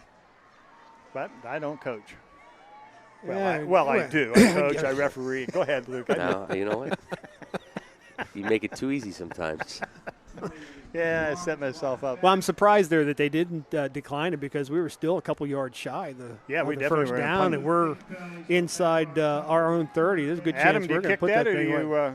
Adam, do you decline that penalty or do you take it? He declines it. See, our cameraman even agrees with me. Of course, he wants to inherit the farm. So Titus will have it 3rd down and 15. This will be interesting here. If we give Todd some time, we can get 15 yards on this defense. Well, I wouldn't give Todd a You might get it by the end of this game if he keeps this up, Adam. Doubles both sides for Titusville. 3rd down and 15. Get this. Make him pay. Titusville, Todd Brown rolling to his right. Come back. Got to come up. Somebody's got to help him. Going to go to Brady Corcoran and overthrows him. It's intercepted at the 42 and brought down right away is DeJulio by Brady Corcoran. So the play works out best for Hickory. Told him to take the penalty. The best thing he could do. Yeah, and Todd, he rolls here. Here's, I think, trying to make a play, and you can't fault him for that. Just throws the thing. He's been throwing the thing high when he's rolled out a little bit, and that one got away from him as well. Sailed just a little bit. I think we might have been further ahead if Todd just tucks that thing. Get what you can. Let's punt it away. 11:17 to go here in the first half. We have a gentleman down from Hickory, and the trainers are out working with him, and we'll wait and see what happens there. They're looking at a possible leg injury. So Titusville will have now to go back on defense. Then they have given the ball over just inside their own 40 to Hickory. And that'll give Hickory, a short field. Well, and we've done that quite a bit here. Even after the touchdown, as we mentioned on the kickoff, we kicked the thing and barely got it beyond the 40-yard line. That's one of the dangers we have with turnovers. One of the things we talked about in pregame. That's why you want to create turnovers. You get the short field, and you get momentum. And that's working in Hickory's favor right now. Well, let's here's a look at the good times here. This is the touchdown throw that Todd has, and he just kind of drifts back, and then he sets his feet, and he sees Ackerman in the back corner who got behind the safety, and nicely just over the arms of the safety. And then here's another job of keeping a play alive, and he drops this one right into Easton Hogue for a nice game. Right now, if you're Titusville coaches, you got to tell Todd, okay, you got to forget the 2 interceptions, you got to forget the 2 picks. We're not out of this yet. We've proved that we can move the ball. Now it's on the horses of the defense to step up here and get a stop and get the ball back to the offense so we can try to get things going again. Injured player there was Anthony Nardone of Hickory, and he got up and ran off the field, which is a good sign. He's 6 foot, 235-pound junior, so he'll go over there, be talked to a little bit. Probably see him a little bit later. Out of the huddle, first down and 10, Hickory. Brennan will go into a shotgun. They'll send Pritz wide to the right, DeGiulio to the left. The ball's going to be getting off to Carr. Oh, my, big hole. Carr to the 35 and brought down at about the 32. Cody Signs on the stop, but, boy, a lot of running in that time. Yeah, almost like Titusville wasn't ready to play football here because there's nobody there. And actually the only one that slowed him down was his own man. So bring up a second down and 1. The ball right at the Titusville 30. We're in the second quarter of play here at Titusville's Carter Field. 17-6, Hickory on top. Pritz goes wide to the right. DeGiulio to the left. Ends in tight. Carr straight up the middle to the 30, to the 25, and brought down, hard runner down to the 21-yard line. First down for Hickory.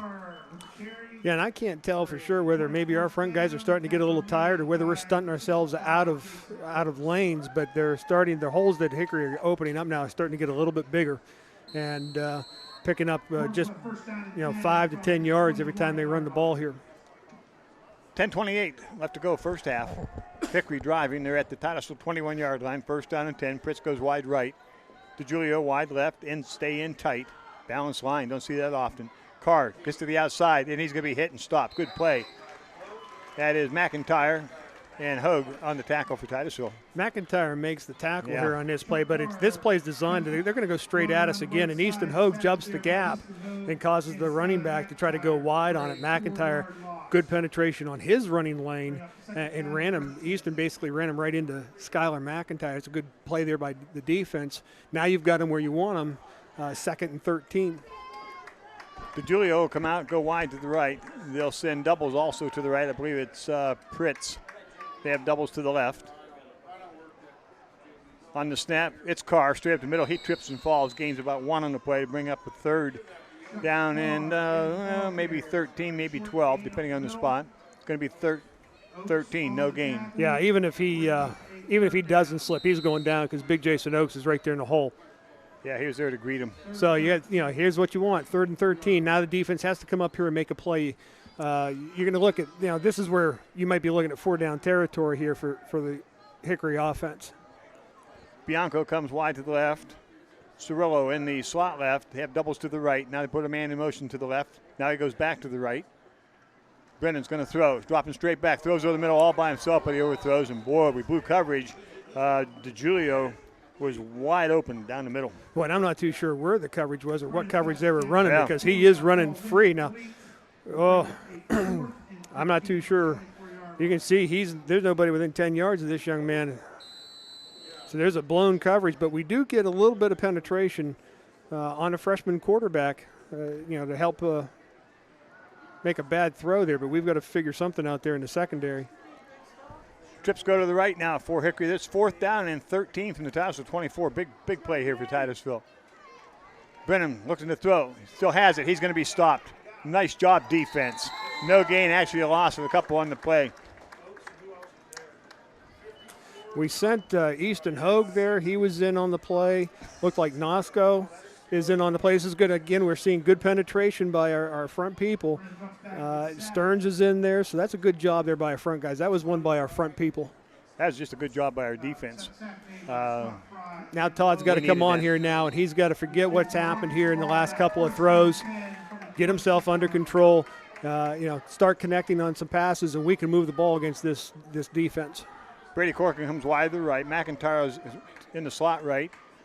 Signs and now they're going to bring him in tight. Signs and Ackerman on the left side.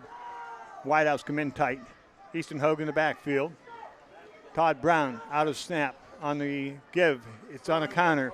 It comes to Cody Signs. Cody's out across the 30 to about the 32. Pick up of about 5 on the play. Good play for Titusville. And that's what you want. That's all you need. You want to make it a decent down and distance, and that's what we've done here. And you see who's leading that play. Mr. Oaks comes out there, and Cody does the right thing. Boy, if I'm running the ball, I'm getting behind him and sticking myself right in his hip pocket. 8:20 left to go on the clock, first half. 17-6 Hickory. Titusville, after a good stop defensively, now have the ball at their own 32, second down and 5. Doubles both sides now for the Rockets. Easton Hogue in the backfield. Brown sends McIntyre in motion to the left. Brown keeps it. He's up across the middle, and he drives out. Fumbles the ball. The ball's on the ground, and I think preliminary, it looks like Hickory might have it. They do. Son of a gun. Todd got stripped of the ball as he brought it out across the 30 to about the 33-yard line and dropped the ball. And the hole's there. He just the defensive end there beats our tackle, comes down and gets his hand on the ball and rips it out. You almost get a little bit of a feeling here that Todd's pushing things just a little bit, a little too much. Needs to relax and let the flow develop for him. First down and 10, Hickory at the 33. You can do that. It's very easy to get into that mode in any sport. Where you're trying to do too much, and I think that's what Todd's doing right now. He's forcing things. Just get him to settle down. Tell him to relax. Let the game flow to you. Don't try to do too much, and it'll be all right. Bellamy Brothers, let your love flow. Let the love flow. Oh, boy. Mr. DJ. Yeah. Hickory's going to take a timeout. 7:54 left to go first half. Hickory 17, Titusville 6. Rocket football brought to you on the stream, television, and the Allegheny News Talk Sports Network. We'll be right back. Big G Tire and Auto on the Hightown Road in Titusville is your home to the largest selection of tires for small compact cars to large semis. Need an oil change, inspection, or repair? Big G can service your vehicle while it's in the shop. Protect your vehicle with our fluid film undercoating to keep the rust at bay. Big G will keep you on the road. Tires for any size vehicle and auto repair. Come see us at Big G Tire and Auto on Hidetown Road in Titusville. The Gordon B. Garrett Funeral Home has a reliable history of tradition and excellence in the community. They're trustworthy for all your needs, including pre-planning to ease your time of grief when the time comes. Garrett has served Titusville and the surrounding area for over 40 years, treating you with the utmost care, respect, and compassion. The professionals at Garrett are known for extending their kindnesses beyond the funeral. Garrett Funeral Home, now with 2 locations, 203 East Main and 303 North Washington Street, Titusville. Hickory with the ball. Brennan's going to keep it straight up the middle, get to the 30 and brought down inside the 30, about the 29, as they had a man in motion to the right. Thought they'd probably give it to Cirillo, but Brennan has been keeping the ball the last couple of times. Picks up a couple on the play. Second down 7. McIntyre there on the stop there, coming in from that one middle backer position, making a tackle there for Titusville. Need a big play here. Keep them in second and third and long. Bianco and Cirillo come to the left side. Double wides to the right. Brennan looking to the right. The ball's knocked down. Good hands, I believe, Scott Fry. Brennan's pass attempt is batted down at the line of scrimmage by number 54, Scott Fry. And that's what you want to do as a defensive lineman. If you can't get there, get your hands up in the air. Remember, this quarterback is not the tallest of quarterbacks. So our defensive back slipped down, and that'd been a big play. Big play there, yeah. So third down and 7. Third and long. This is what you want. Doubles both sides now for Hickory. Brennan out of the shotgun, looking to the left side, throws up to Cirillo. No, check that. Throws it inside to Bianco, and he's close to a first down inside the 20. And it is enough for the first down at about the 28-yard line. This is a quick slant in route that they run, and if you're not there, he gets a clean angle to throw it to. So that's a nice route run by their wide receiver. Gruber goes in the slot to the right. DeJulio wide out to the right. Got doubles to the left side. Ball's going to be getting off to Carr. Straight up the middle. Carr's going to be hit, and no, breaks the tackle out of Nosco, and now Titusville wraps him up. That'll be Scott Fry. Ran right through the first tackle. Yeah, and that's disappointing to say the least. That's Nosco there, one of our 200-plus linemen that has a good hold on him. It's a good play, but he just all of a sudden the running back breaks free. Second down 2. The ball is at the Titusville 10-yard line. Hickory threatening, leading now 17-6. But they're at the Titusville 10, second down and 2. Doubles both sides for Hickory. Carr is the running back. Carr gets the ball straight ahead. Going to be brought down, gaining maybe 1 on the play, close to a first down. And enough for the first down. It's a good defensive stand there for Titusville. Signs, and I think it's Jason Oakes coming down the line of scrimmage, both there at the same time, but they do get enough for a first down. 6:09 left to go first quarter, and there is a timeout on the field. So Hickory will have the ball, first down and goal from the Titusville 7 here. And this is a big score right now if they can punch this one in. We've turned the ball over twice now inside our own 40. Stopped them the first turnover, Steve, but right now after the fumble, they're driving it down to our 7. Yeah, and this is what we said we wanted to see happen the other way. We wanted to get the extra possessions and the turnovers, and Titusville's turned the ball over 3 times in this first half. And like I said, two of them have given Hickory a short field. Now, we did stop them on the one before this, but they're down here now at the 7-yard line with a first and goal, and Titusville's really got their work cut out for them. Well, at this point. Just to emphasize the turnovers, how big they are at all levels, the Steelers the other night, looking terrible, 13-0, and next thing you know, in 2.5 minutes, they put a bunch of points on the board because they created the turnovers. They created the turnovers, and that's that's why coaches preach turnovers. Yeah. First down goal from the 7 as we get back underway. Doubles both sides for Hickory. Chuck Carr, the running back. Brennan's going to keep it. Brennan straight up the field, and he's going to be dropped by Easton Hogue. He'll get inside the 5 to about the 4. I believe that's Scott Fry, maybe. I think Easton Hogue's the first one there.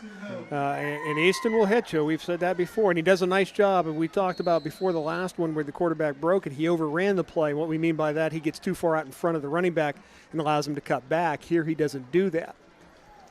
Second down and goal from the 4 now for the Hornets with 5:40 to go. DeJulio will go wide to the right. Gruber will be in the slot right. And they'll have Bianco in the left side. Now they have 2 backs. And the ball is given off to the first back, Chuck. And he drives straight ahead. He's going to be hit and stopped. That's the best hit we've had on Carr tonight. And I see, looks like Cooper Lamey's in there. Easton Hogue is in there. Easton Hogue and Fry is in there. That's what that's gang tackling. That's what you want. No gain on the play. It's third down and goal from the 4 now for Hickory. So Titusville has been able to step up in a couple of different places. They can just hang in there now for a couple more downs. I would guess if we stop here, they may kick it. I would imagine they would. I would take the points here if I got a field goal kicker. They didn't gain points last time down here. Here comes a lead back isolation. I formation. Brennan's rolling to his right to throw. Has a man in the end zone. Touchdown. My goodness, we got too far off of him, right at the right in the corner. They throw the ball into the receiver. I didn't catch the number. Fritz on that. And here I thought they were going to run this with a lead back or for a Carr because he's running so well. And I think Titusville did too because most of the people were gathered into the center of the field, and that left us weak on the outside. A nice misdirection play by Hickory. Brings it to 23-6, Hickory with the extra point coming. Hickory looking for another individual to get out on the field. They had an injury here a little bit ago, took one of the linemen out, so they have to sub here on the special teams, and they get a man in there. All set to go. Wambacher to attempt the extra point. Snap, placement, kick is up, and the kick is good. 4:42 left in the first half, 24-6. Hickory on top. We'll have the Hickory kickoff right after this message. Anderson Physical Therapy wants to get you back to doing the things you enjoy. Your treatment is customized to you, addressing a variety of aches and pains, including post-op, sports injuries, arthritis, headache, and fibromyalgia. Get the Anderson Advantage in 6 convenient locations throughout the Tri-County region: Titusville, Franklin, Seneca, Clarion, Cochranton, and Albion. Call 814-827-8148. Stay on top of your game with Anderson Physical Therapy. 814-827-8148.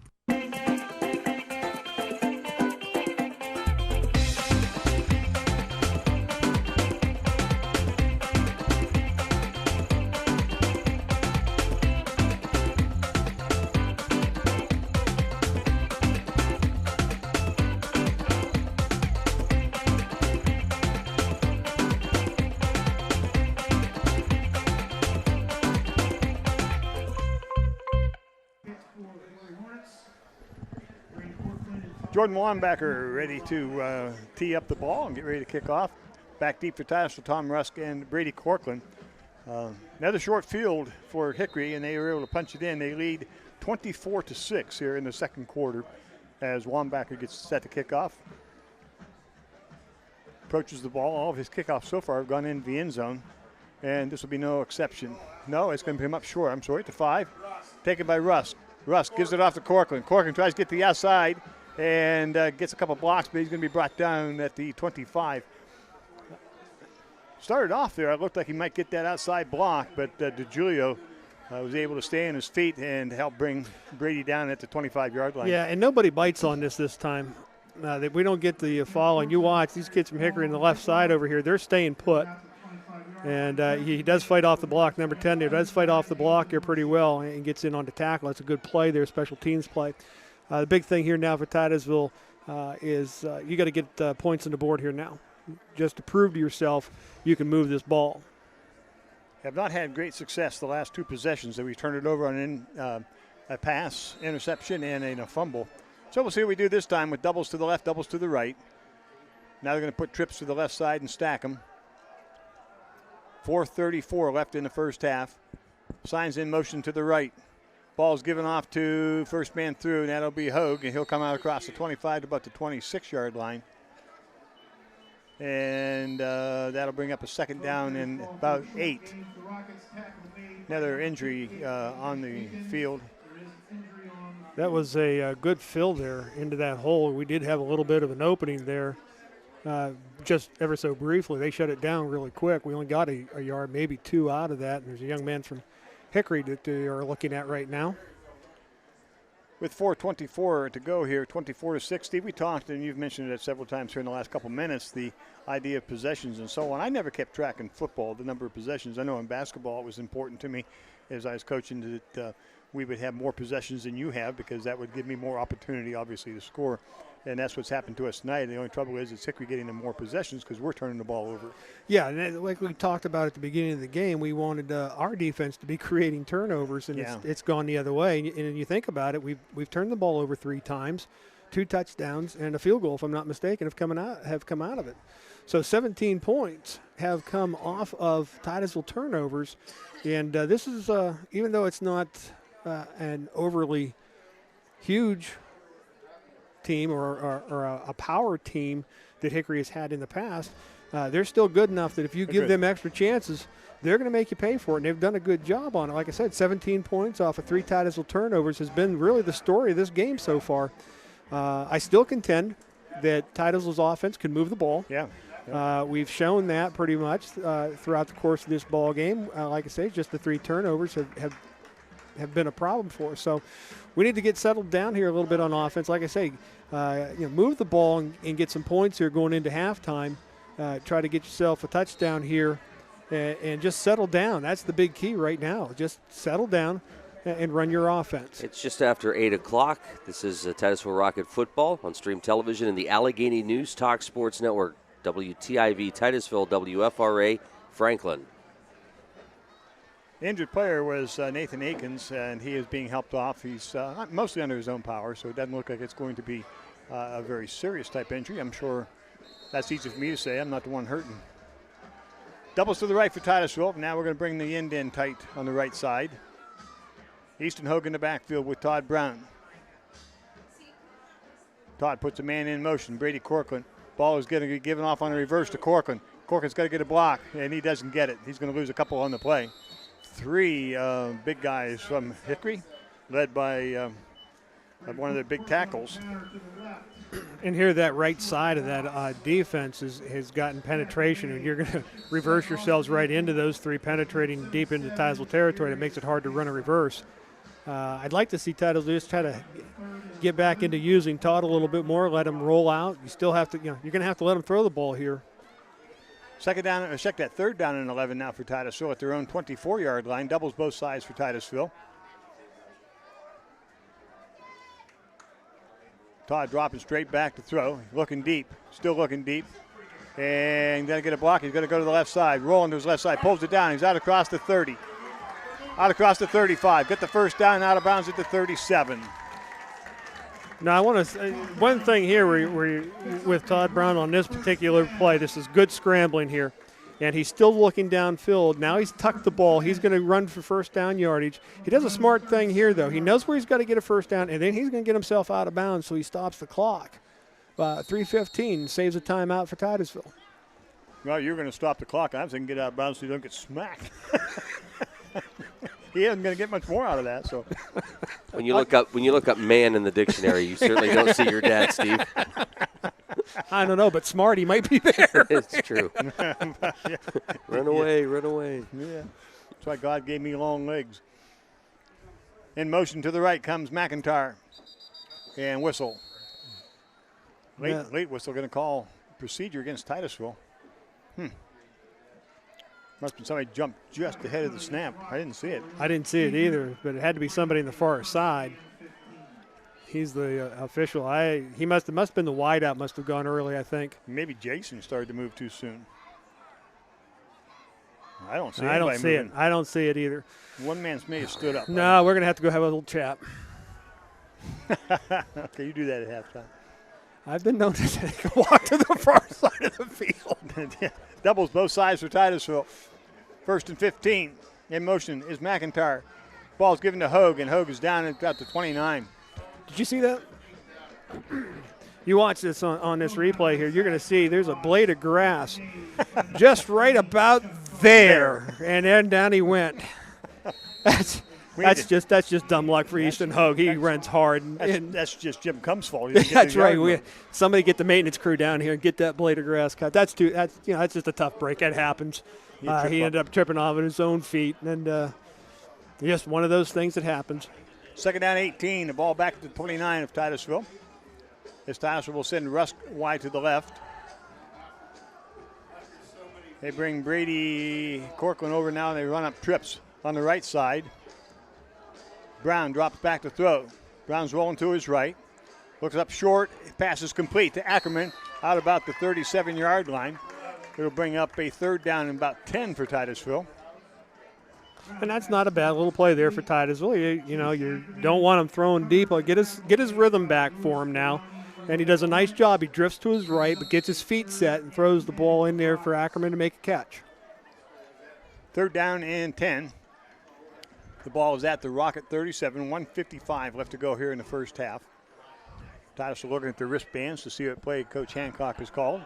We have doubles to the right side. Now Chase Ackerman goes to the left side, and they'll trip up on the left side. Todd Brown checking his bracelet one more time. Yeah, what did I call here? On the snap, Todd, nice hands.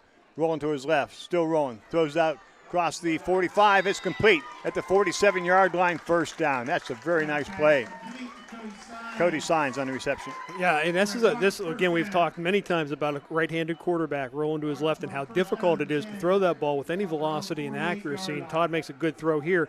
The one thing I like, what I've seen out of these last couple of pass completions here, we're starting to get Todd back into the flow of the game again. This is what we talked about. Don't push so much. Just let the game come to him. And he's starting to do that. We're starting to see him relax a little bit and making good throws.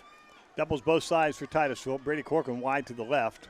say that because that's one of Todd's favorite targets. Dropping way back, Todd tries to come up across. He's running across the 50. He's at the 45, cuts to the outside. He's going to get to the 40. Get a block on the outside. The 35 out of bounds at the 32. There's 15 more, and there should be there. You can't make that hit. I defended the young man on the first late hit or personal foul against on Todd Brown there, but Todd is way out of bounds there. You can't be making a hit on that.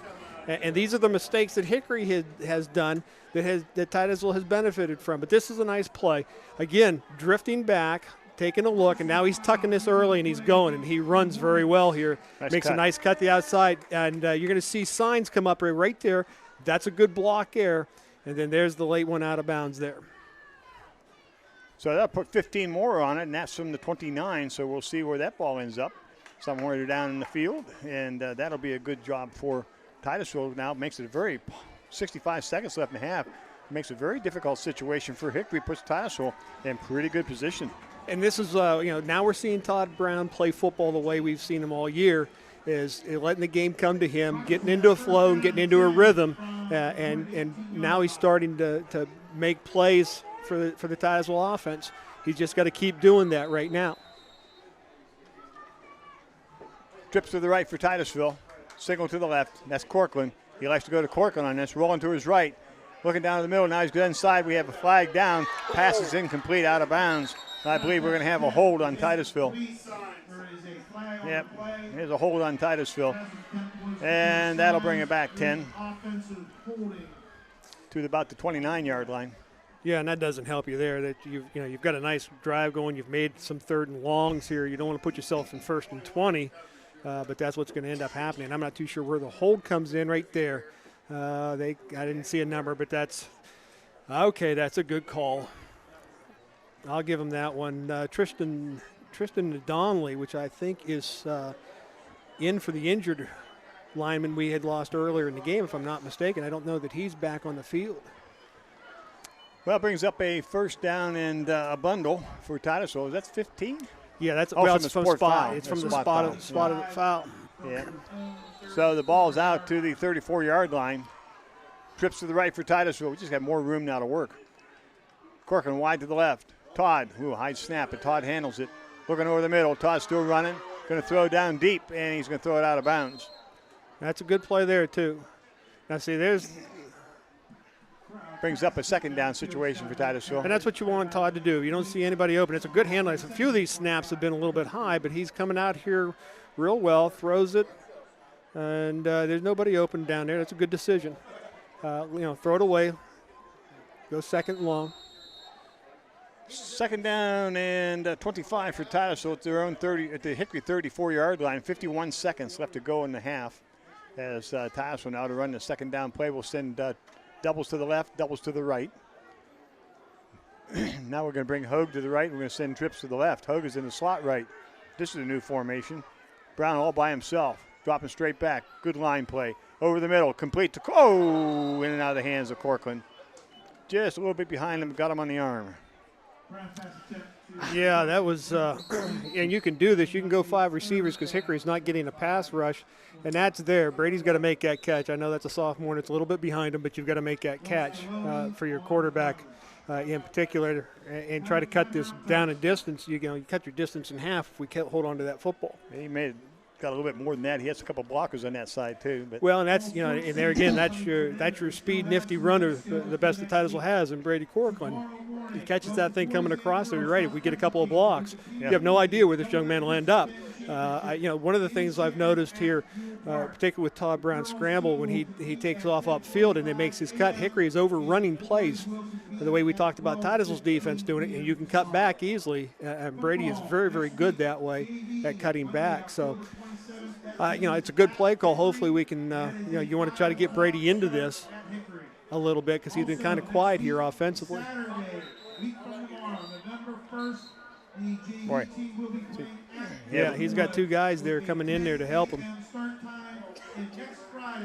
So that brings up a third down and long. Titusville at the Hickory 34-yard line.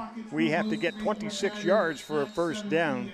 We have to get down just inside the 10 to about the 9-8-yard line. Ideally right now, if we can get ourselves half of it to the 20-yard line, Yeah. Then now you've got something that's manageable.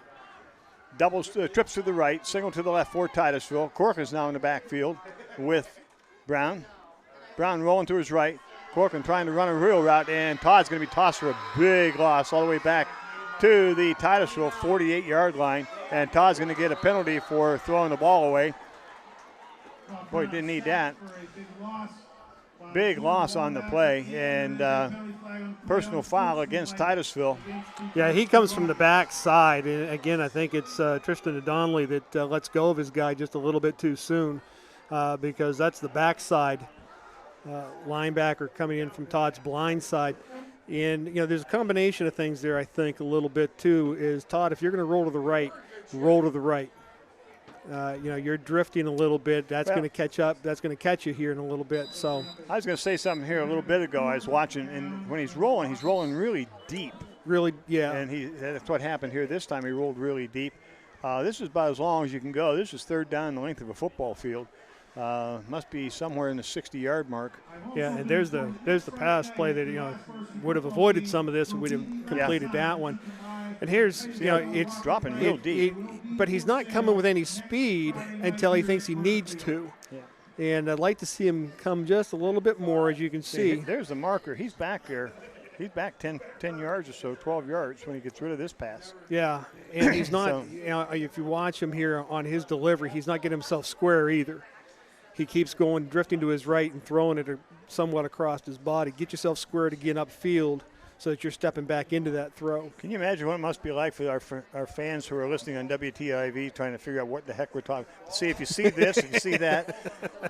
Sounds like Fred Bloom's up here with me again. Right, hey, Jim, you are, if you Jim. just pull your arm like this. It's very simple. When you're rolling out as a quarterback, one of the things they'll tell you is you got to get your body square to the target again. You got to get your shoulders around, your hips around to deliver the throw. Todd's continuing to come to the sideline and then trying to throw the thing across his body, not getting his shoulders or his hips square to the target when he goes to throw it. And it's just he's gotten away with it a little bit, and it's you get some success with something that you're doing wrong, and it's a habit, and it's a hard habit to break. Chicago. What, a bad habit to break? Hard habit to break. Big hit for Chicago in the 80s. Don't look at me. Yeah, and I've been working with him for 7 years. I still don't understand him. 4th down and 59 yards to go. Wow, that won't happen many times.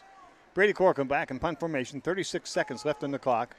Good snap. Ooh, low kick. Hits it to 50. It's going to roll to the 40, 35, and out of bounds at the 35 of Hickory with 28 seconds left to go. So Hickory will have 28 seconds to work with here in the first half, leading 24-6. As that was not a very pretty series for Titusville. Well, it was when it started, and then we get down here. You get one penalty down there, one penalty, yeah. and compound some things, and we just haven't been able to overcome them here. And you're not going to against a good team.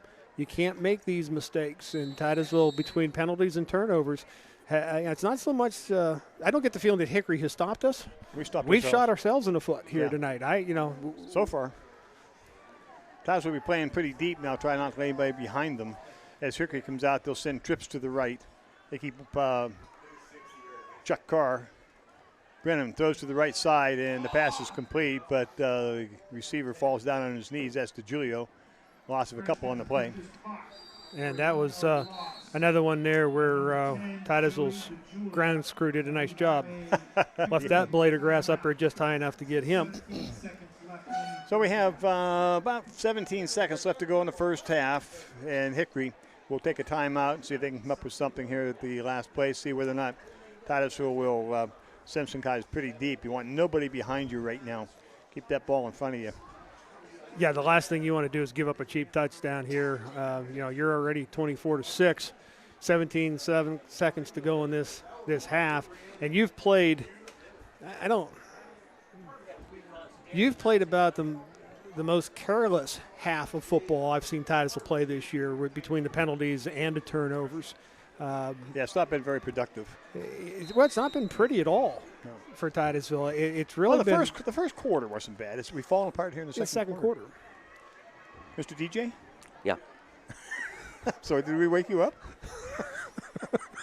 No, we've actually had a couple games this season where we've allowed them to score. Well, exactly. I knew that's what you want to talk about. Yeah, the last play of the first half. Yeah. First half, yeah. Here's the pass. Brennan throws up short. Here comes the hook. Complete. Here comes the ladder. And it goes to Pritz. Pritz is across the 50, 45, 40, 30, 25, 10. Touchdown. Hook and ladder. There's the big play, Luke, you're talking about. That's a killer. No flags. Touchdown, Hickory. I could see that coming as soon as they threw that quick out there. I could see the guy coming in underneath him, and I thought, here it comes, the catch and pitch. And you watch, number 25 is coming. There's the pitch right there, and both Titusville guys that were on the outside got sucked to the inside, and he has just enough speed to get by Brady. Brady almost catches an ankle there, and that's a killer. Andrew Pritz takes it in. Touchdown, 30-6, going for 31. Yeah, that is a killer. 5 seconds left in the half. We jinxed him, Luke. One back. Extra point attempt. Kick is up, and the kick is good. 31-6 here. First half of play, 5 seconds left to go. And that last second play, once again, a well-executed play, I have to say, by the Hickory Hornets. Not well played by Titusville. No, it wasn't well played at all. And, here again, you can see him coming across. McIntyre I can understand, but the one that gets me is Brady Corcoran, and I realize he's a sophomore, but you're towards the end of the year. You're now a junior, and you can't get followed in on that play coming back the inside. You got to stay outside there. That's where you've got to be. And I know they've not seen it before, and I may sound overly critical, but these are the plays that Titusville can't continue to allow. They've been killing it. It's not just this game, or it's not just this year. Last year was the same thing. I think that was the year where the most opportune time to score against Titusville was under 5 seconds or under 10 seconds and a half. Yeah, and we just cannot do it. It's like we go to sleep mentally, and Titusville just can't continue to do that. One back will kick off, leading 31-6 here in the first half of play. And the second quarter has been pretty disastrous for Titusville on both sides of the ball. Penalties and turnovers, and as Steve is referring to, you can't do that against a good team like Hickory. They aren't third in the region for any particular reason other than the fact that they're pretty good. One back approaches the ball. Kick is going to come down to the right side and into the end zone. And Titusville will have a first down and 10 at the 20, probably take a knee. And we'll see. Coach Hancock will probably like to get up in the locker room and see if they can straighten out a few of these mistakes they've had here in this second quarter. Well, I think if I'm and Corcoran will be at quarterback here in this last play of the first half. Yeah, if it were me, it's take a knee and let's get up to the locker room. We got to talk about a few things. We got to get some things straightened out here. So Brady will come up and appears as he'll send doubles both sides. 5 seconds to go in the half. See what Brady decides to do or been told to do, and that's take a knee. So this first half at Carter Field will end here this evening with the score Hickory Hornets 31, the Titusville Rockets 6. So we'll be back with halftime activities. Rocket Football brought to you on Stream Television and the Allegheny News Talk Sports Network. Stop into Donovan Bauer Chrysler Dodge Jeep and Ram for the best prices of the year on new 14 and 15s and certified pre-owned vehicles. We have vehicles coming out our wazoos. Jeep Patriot and Jeep Compass up to $2,500 rebate. We also have the Chrysler 300 with up to $4,000 in rebates and the 200 with up to $3,000 in rebates. We have vehicles coming out our wazoos. Donovan Bauer Auto Group on the Hightown Road in Titusville. The Titusville Moose Family Center number 84 is a proud supporter of Titusville Rocket Athletics. And just like in Rocket Sports, the Titusville Moose Lodge is committed to working together to make our community a better place to live, work, and play. The Titusville Moose Family Center contributes thousands of dollars into scholarship opportunities for area students, in addition to supporting other nonprofit entities in our own backyard. Students, get involved with your community and make a difference. Good luck, Rockets, and know we'll always be cheering for you from the Titusville Moose Family Center. Oil Creek Plastics, the industry leader in polyethylene pipe, is proud to be a part of the Titusville community and a proud sponsor of Titusville High School athletics. Located off Route 27 in East Titusville, Oil Creek Plastics has been a vested part of the Titusville community for 28 years. At Oil Creek Plastics, we take pride in supporting our community and are thrilled to bring instant and slow motion replay to the stream's Titusville Rockets sports broadcasts. In Titusville and here to stay, Oil Creek Plastics. Best of luck to the Titusville Rockets. I'm sorry. Yeah, I'm on it. Like a good neighbor, State Farm is there. You're covered, Kevin. Thanks, Melinda. Wait, I have blah blah insurance, so person, come help. Hey, Grandma. 6 callers ahead of us, Jimmy. You're not helping. Having insurance isn't the same as having State Farm. There to help you anytime, anywhere, anyway. That's getting to a better state. Bill Eminger in Titusville is there to help you anytime, anywhere, anyway. At Sylvan Equipment in Centerville, we want to take this opportunity to salute all Titusville Rocket athletes and those who take part in any and all extracurricular activities. We recognize your hard work and dedication to your school, your community, and your family, and more important, to yourself. While you're working hard on the field or in the classroom, know that the hard-working folks at Sylvan Equipment will be there to support you every step of the way. Best of luck, Rockets, from Sylvan Equipment in Centerville. And welcome back. It is the Cabins by Curtis Thompson Run Tire halftime show. At the half, Rockets trail the Hickory Hornets 31-6 as the Hickory High School Marching Band is now out on the field. We're going to be bringing you the sounds of the Titusville High School Marching Band in just a few moments, but we do want to get the thoughts of Jim and Steve on this first half of play. But we're going to do that after this timeout. This is Titusville Rocket football on Stream Television and the Allegheny News Talk Sports Network. We'll be right back.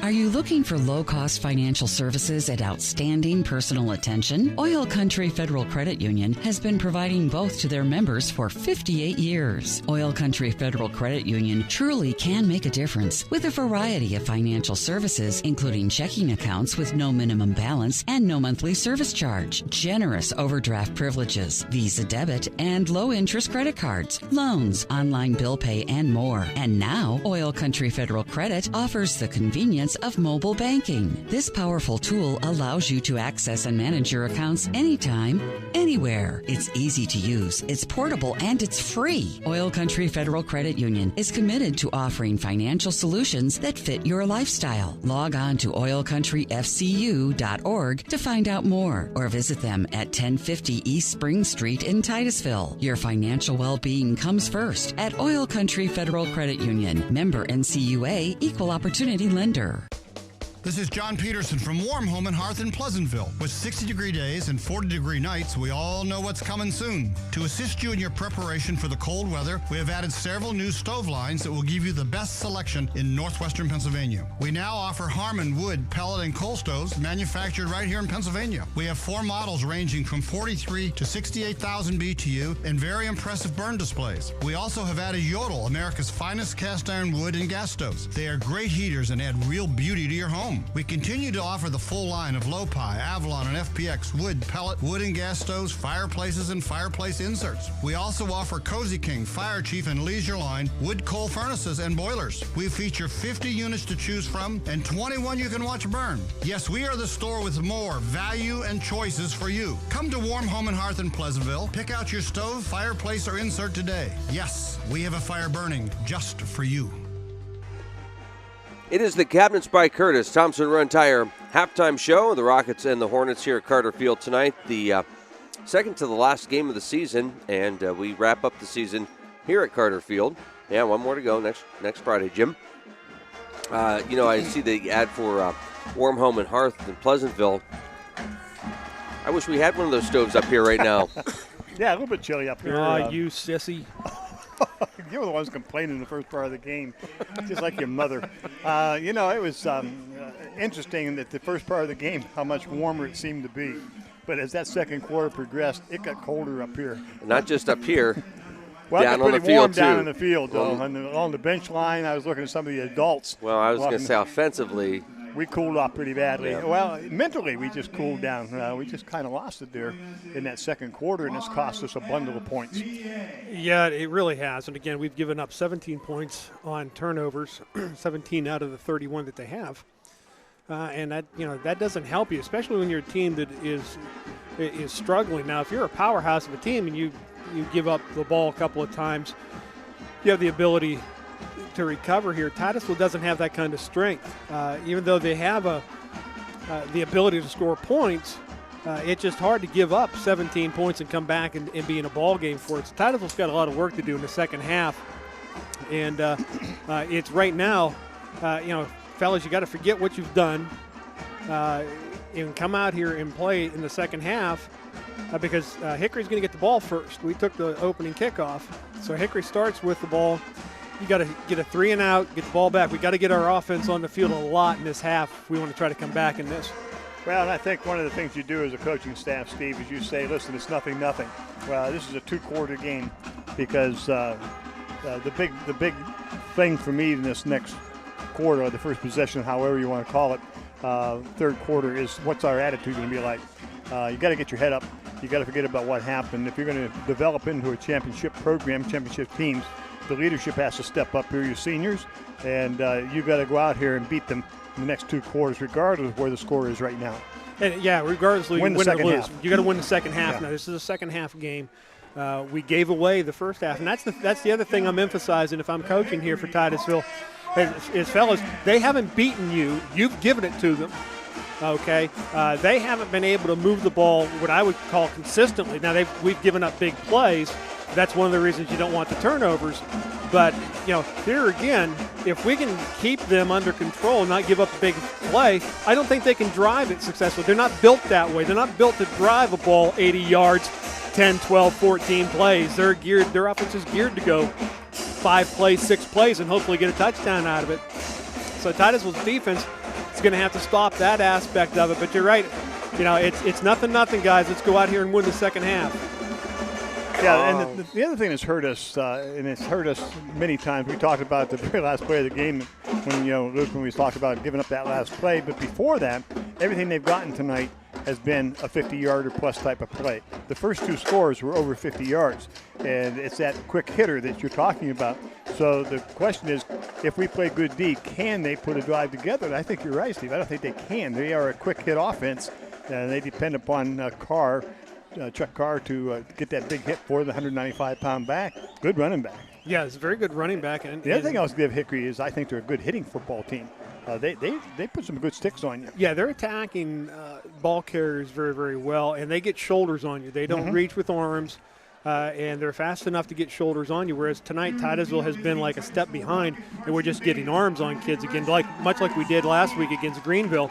If you're not bringing their running backs down with an arm either, just like this young man tonight, you're going to have to get shoulders to him to shut him down here. So, we'll see what happens here in the second half. Titusville with a lot of work to do, but more than capable of, if nothing else, making a game out of this. 31-6, Hickory ahead of the Titusville Rockets as the Titusville Rocket Marching Band comes out on the field. And we're going to take a listen to a very fine marching band, Titusville High School Rocket Marching Band.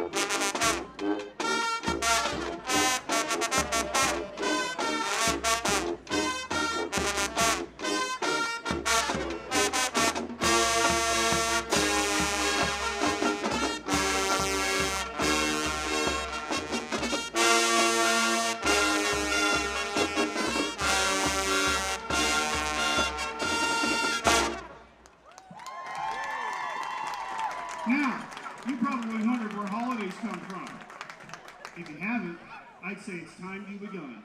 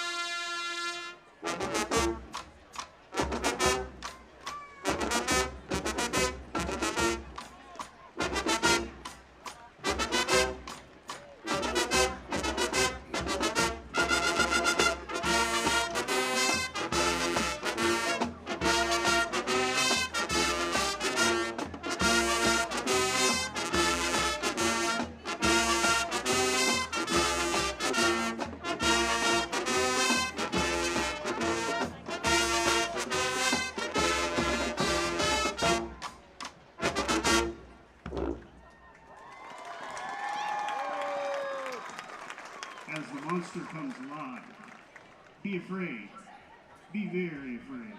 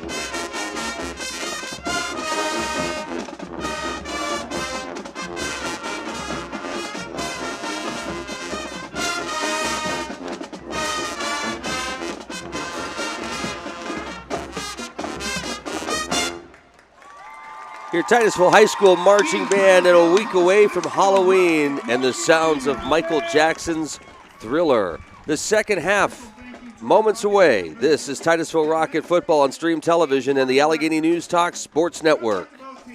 Anderson Physical Therapy wants to get you back to doing the things you enjoy. And let's Your go. treatment is customized to you, addressing a variety of aches and pains, including post-op, sports injuries, arthritis, headache, and fibromyalgia. Get the Anderson Advantage in 6 convenient locations throughout the Tri-County region: Titusville, Franklin, Seneca, Clarion, Cochranton, and Albion. Call 814-827-8148. Stay on top of your game with Anderson Physical Therapy. 814-827-8148.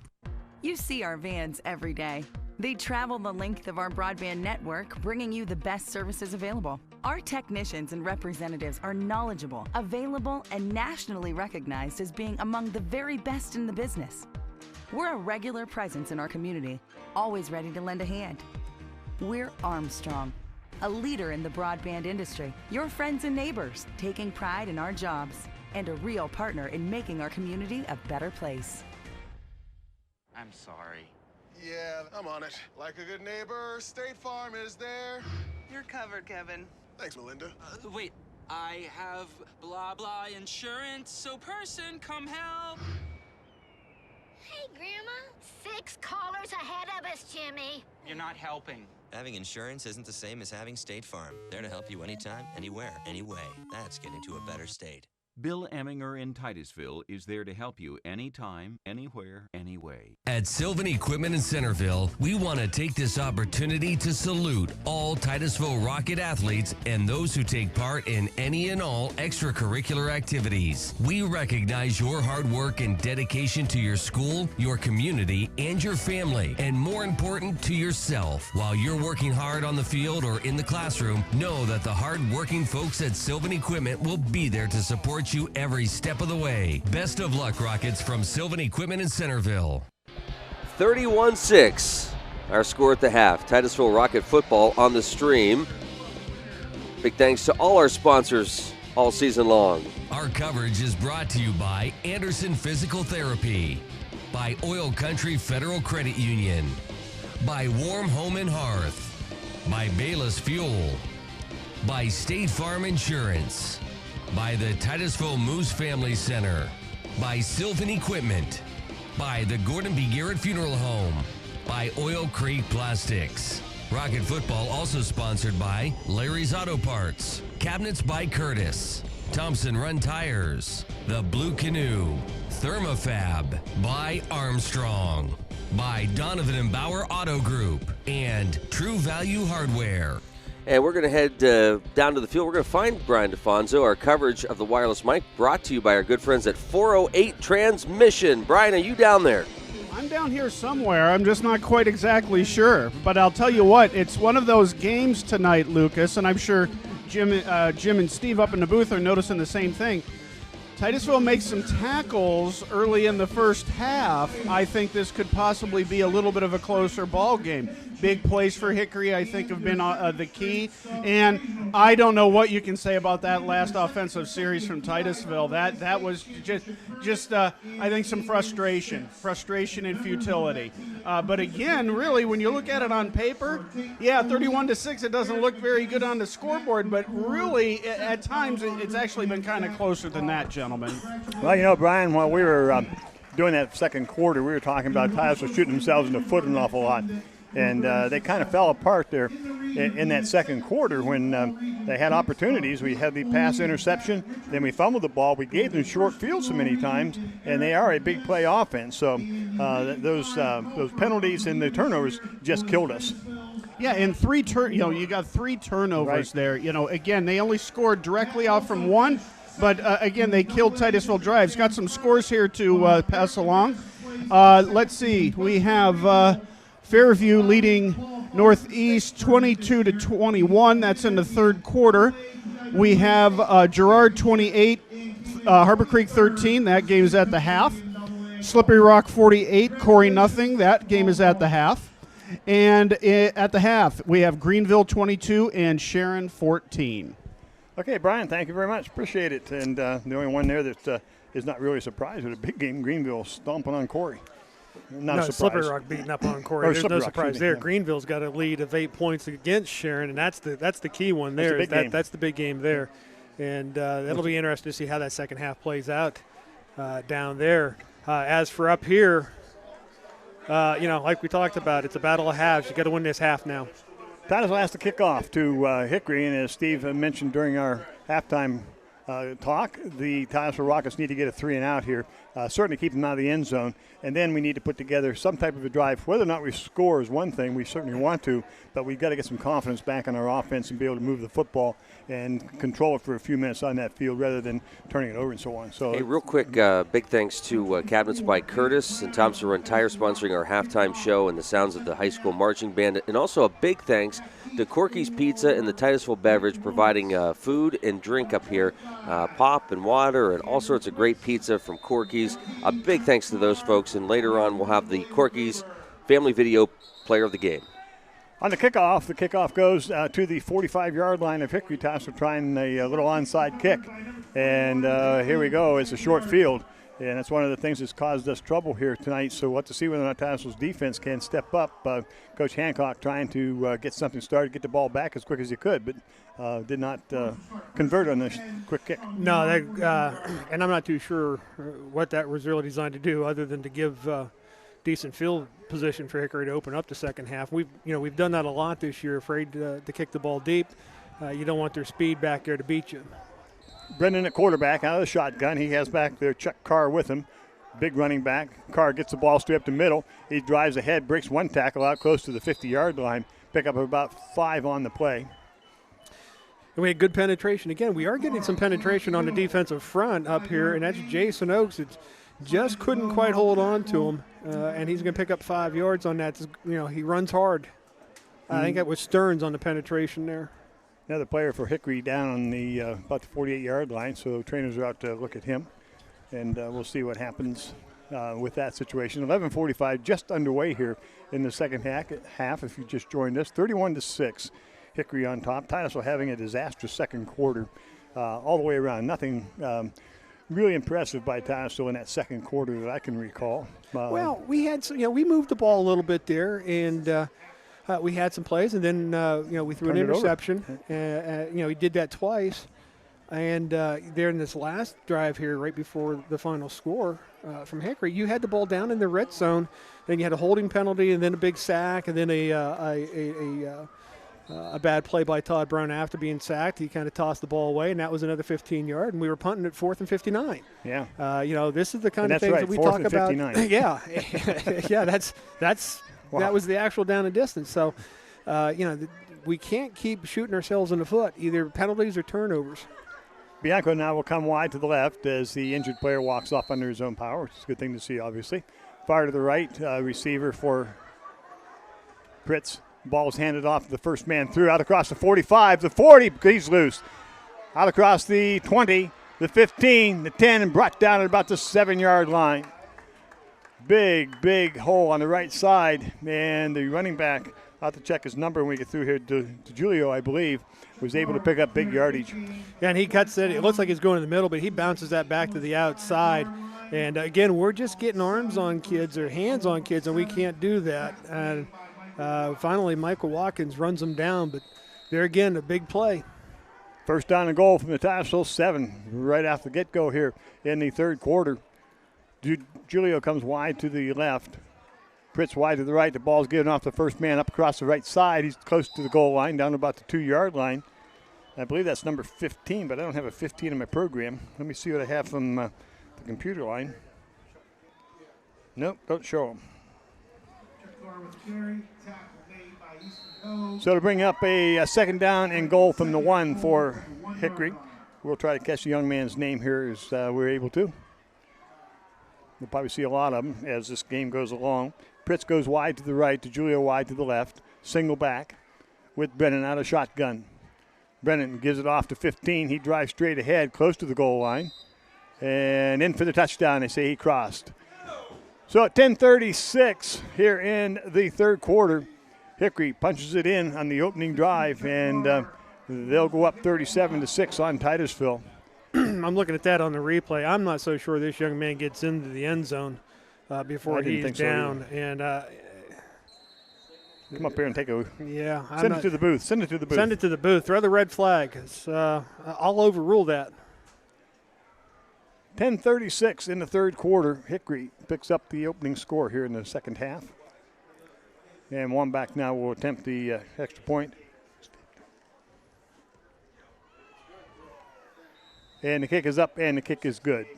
37-6, Hickory on top. We'll have the Hickory kickoff right after this message.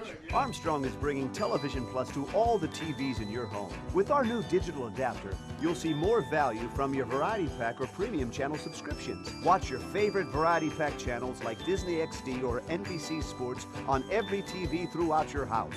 See HBO and Showtime series in the kitchen, or hit movies from Starz and Cinemax from the comfort of your bed. To order your digital adapters, visit ArmstrongOneWire.com/turniton. Armstrong, One Wire, infinite possibilities. And welcome back to Carter Field. as Hickory picks up another score, 38-6, and we watched that again, Steve.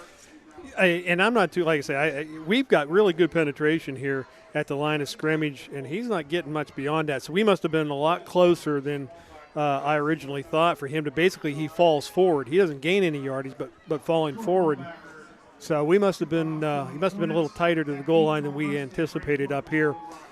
Still, that was first and goal. It was going to be a tough stop there. This young man runs very, very hard for Hickory. So they're now setting it up to kick off to Titusville with a commanding 38-6 lead. Rusk and Corcoran standing back at their 5. We've got a new kicker here. I didn't get his name, Steve, but the kick is going to be a good kick. It's going to come down, hit at the 15, taken by Corcoran at the 10. Out across the 15, the 20, comes to the right side, cuts it upfield. He's across the 30 and brought down at the 30-yard line from behind.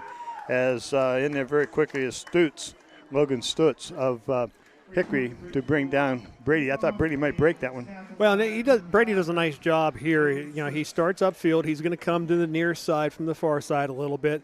And then he just plants his foot and gets upfield, makes a nice cut, and that's the way you gain yardage on kick returns is get north and south. So bring up first down and 10 for Titusville. They are in need of a good drive here. 38-6, Hickory on top. Doubles to the right for Titusville and to the left. Easton Hogue in the backfield with Todd. Check that with Brady Corcoran at quarterback. In motion, McIntyre. Corcoran rolling to his right, wants to throw. Throws up short, and the pass is off the hands of McIntyre out of bounds. Bring up a second down 10. Yeah, and Brady being a sophomore, not having a whole lot of experience so far this year at the quarterback position. This is a semi-roll to his right, and it's just a short throw to try to get things going. He's just a little bit high on that. He's got to step into it and bring the ball down just a little bit. 10:24 left in the third quarter. Titusville with a second down and 10. Will send doubles to the right, doubles to the left once again. Corcoran now out of shotgun with Easton Hogue. Corcoran on the snap. Gives the ball off to Hogue. Hogue across the left side. Ooh, he's going to hit and racked up at about the 34-yard line. We talked about Hickory hitting hard. Boy, they come up there and put a smack on you. Yeah, they come up quick here, and this is a high snap again. We're still having trouble with the snap. He turns it up here, and then 25. He's coming up from the corner position or from the safety position, so he's going to have a little bit of a run at you. So he's going to be able to deliver a blow, so you better be ready for it. Titusville will have a third down and 7 at their own 34. Cody Signs and Cooper Lamy will go wide to the left. Signs is in the slot to the left. Chase Ackerman in the slot right, along with Tom Rusk wide right. Now they're going to bring the receivers in tight on both sides. And we have a whistle, and it will be timeout Titusville. 9:35 left to go here in the third quarter. Timeout Titusville. Will be back with more of the action from Carter Field right after this.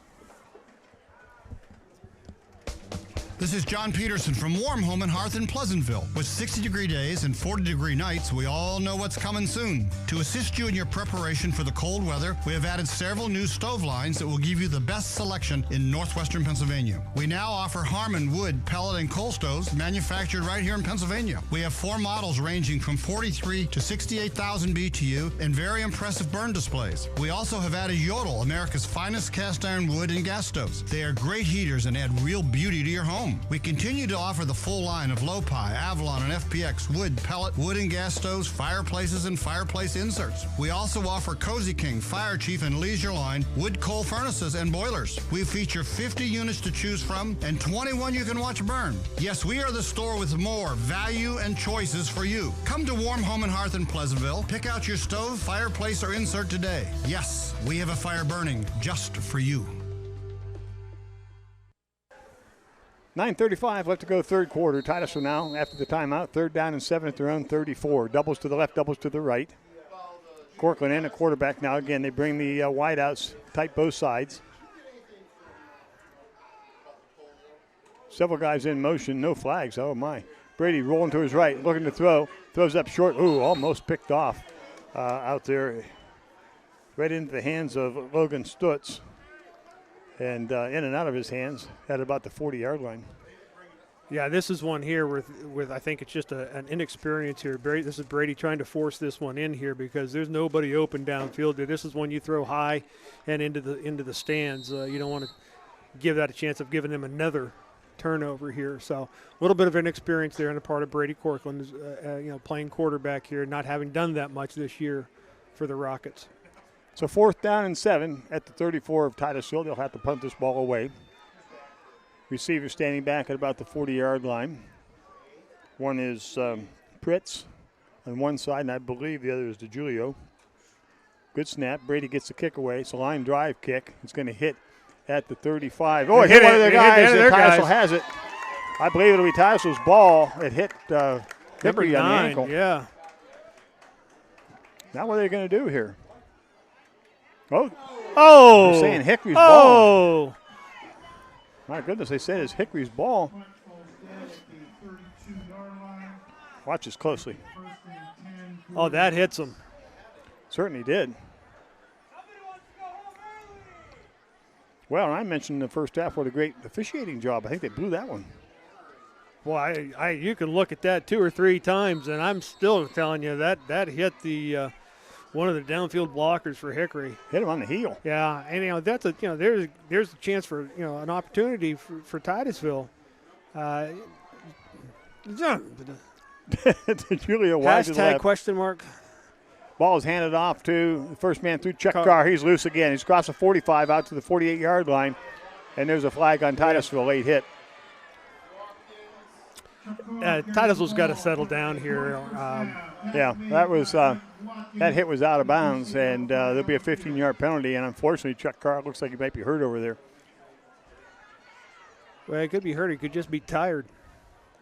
He picked up about 25 on the play. Done a lot of running here tonight against Titusville, and that's just it's just one of those things. Titusville has, again, we've done it to ourselves all night, and this is another way you do it. You got to quit shooting yourselves in the foot. Brown comes in, Ackerman comes out. And it'll be a 15-yard penalty against Titusville. Mr. Hancock is going to have a conversation with the young man. Well, I'm not. Was it Ackerman or was it Watkins? No, I think it was Ackerman. 2 and 3. I just have a hard time with my keen vision, as bad as it is, on the far side, trying to see what the number is. And there's the additional 15 yards. So that'll take the ball down to the Titusville 35, 36-yard line. And again, that was the right call. The wrong call was on the fumble, on the punt. We still can claim that Titusville should have had that ball, but that's a moot point now. As it's 1st down and 10 for Hickory, they're at the Titusville 36, with 9:12 left to go here in the third quarter, leading 38-6, threatening once again. Giving off to the first man through, and he drives straight ahead. That's Gilardi. Danny Stearns making good penetration and making a tackle here on this play. This is real good. He does a little swim move there and then hits and wraps and brings him right down. So that's a really good play by Stearns. Hickory with a lot of subs in the backfield so far this second half. They come out over the ball. They'll send DeJulio wide to the left. Cannot tell. I believe that it is Gruber wide to the right. Ends in tight. Ball's given off the first man through. Breaks the tackle. He's out across the 30, inside the 30 to the 27-yard line. Cody Symes on the tackle. But again, you're going to see, I believe it's Danny Stearns is making, there's good penetration there. Just got to hold on to him. That's easier said than done on Stearns' part. And then a good follow-up there by Symes to bring him down. Out of the huddle on this play, 3rd down and 3 for Hickory. Gagliardi is in at running back now for Hickory. The ends will stay in tight. They have wideouts on both sides. The ball goes to Gagliardi straight up the middle, inside the 25 to about the 22, be enough for a 1st down. And this is what Hickory will probably do for the most part of this quarter, maybe the rest of the game. Just push it right up front, right straight ahead. Yeah, this is just going to come straight ahead at us. They're going to keep this clock running. It's going to shorten the game here. And of course, they're already up, 32. So one more score, and that'll put the mercy rule into effect, and then the clock's really going to fly there. So if Titusville doesn't want that to happen, they need to stiffen up here on defense. Doubles both ways once again. quarterback's going to keep the ball, tries to get out to the right side. Brennan's going to get caught in the backfield and brought down at about the 24-yard line. He'll lose a couple on the play. Well, he loses a couple here, but he should have lost 5. And again, I don't want to say this is poor tackling, but this is poor tackling by Titusville. And you watch this young man, and he's still going forward.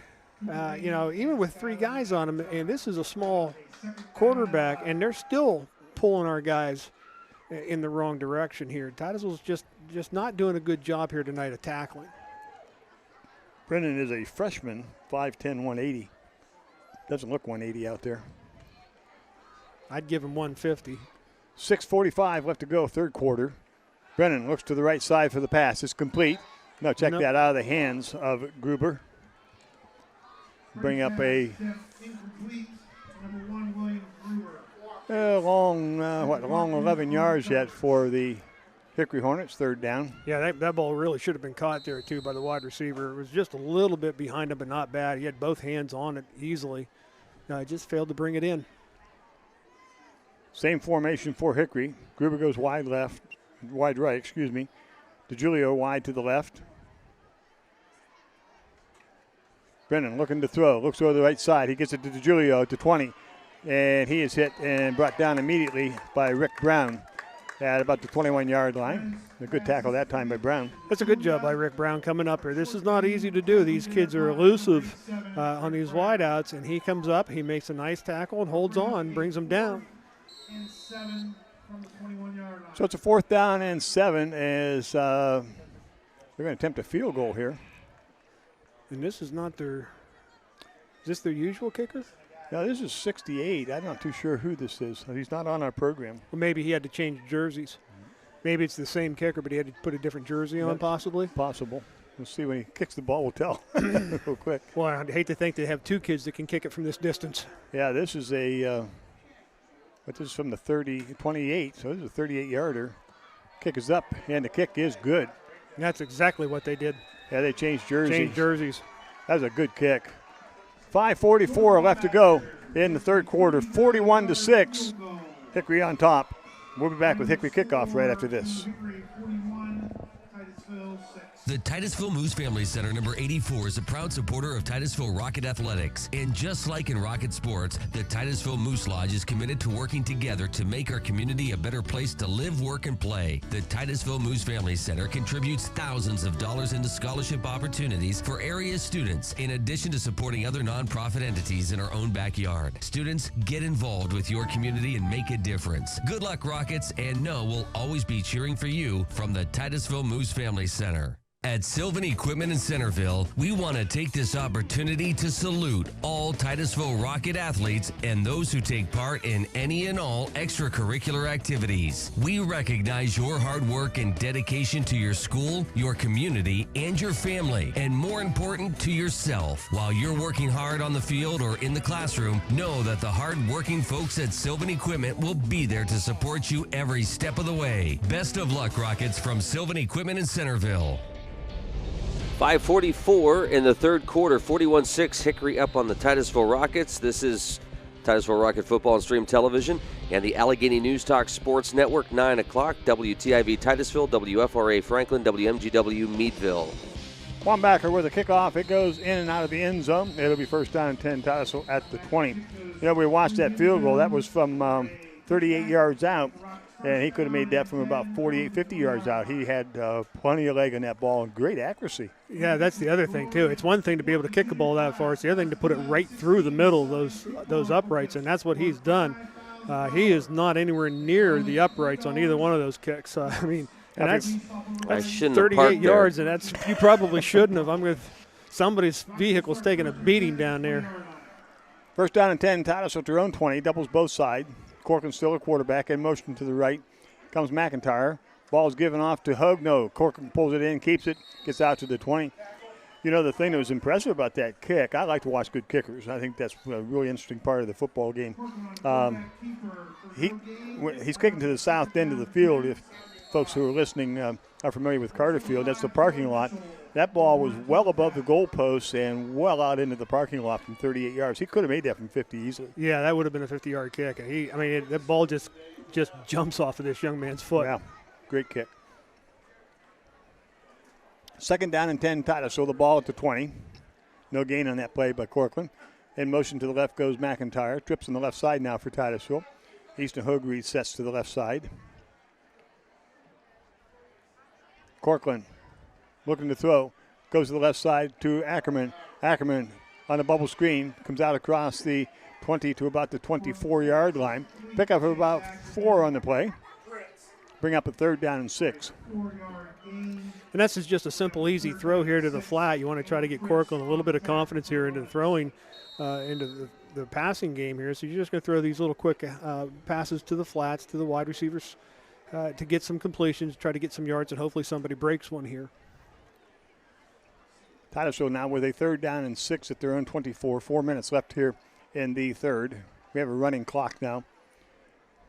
Titusville's going to trip up on the right side. Keep a wide out to the left. Hogue in the backfield. Cork on the quarterback. Brady rolls to his left. Still rolling. Looking downfield. Still rolling. Pulls it down. He's out across the 25. Cuts it back to the left side. He's out across the 30. Up the field to the 35. And he's going to be hit and drop down at about the 37-yard line. Picks up the first down for Titusville out around the 42-yard line is where they'll be marking it. And that's one of the things that you can get with Brady Corcoran playing quarterback is the nifty running ability that he has. He makes a nice cut back, and there's a good block there.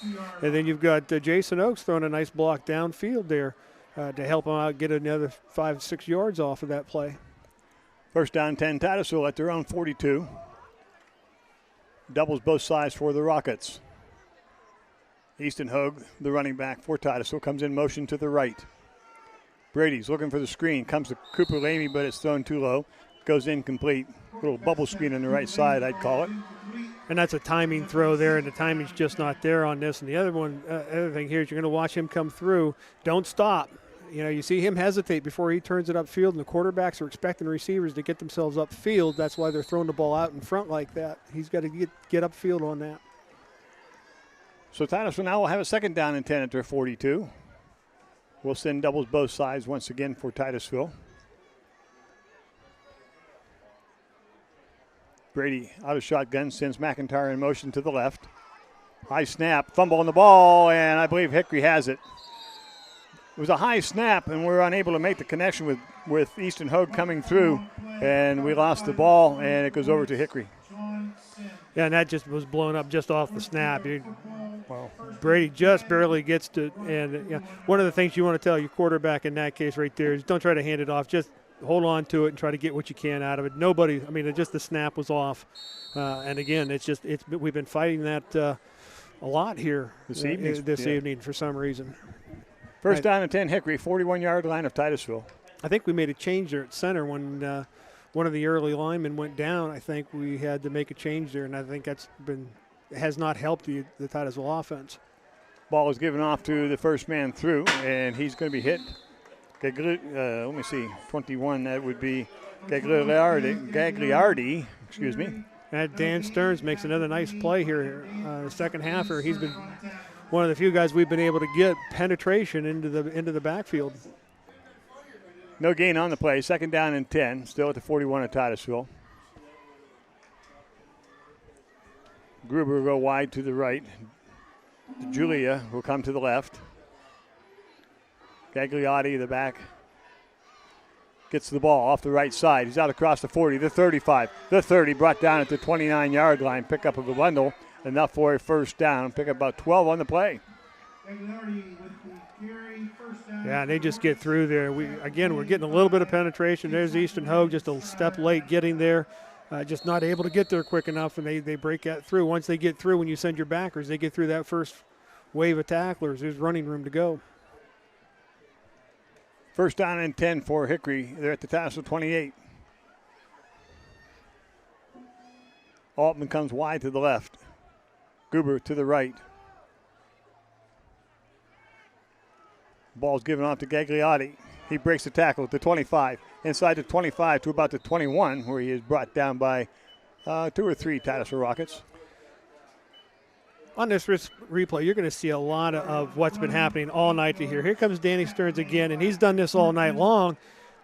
Instead of getting there with shoulders, they just haven't been able to do that. We're getting there with hands, and they're just running through the hand tackles. And the kids are trying to make plays. We're just not for some reason tonight, just not being able to get there. Gruber goes wide right. Altman comes wide left for Hickory. 25 seconds left in the quarter. Ball's getting off to Gagliotti, and he's going to be dropped at the 20. And not enough for the first down. I'll bring up a third down and about 2 with 15 seconds left here in the fourth quarter. A lot of new numbers in there for Hickory right now. Yeah, right there you had, again, Stearns, Nosko, Hogue, all with decent penetration.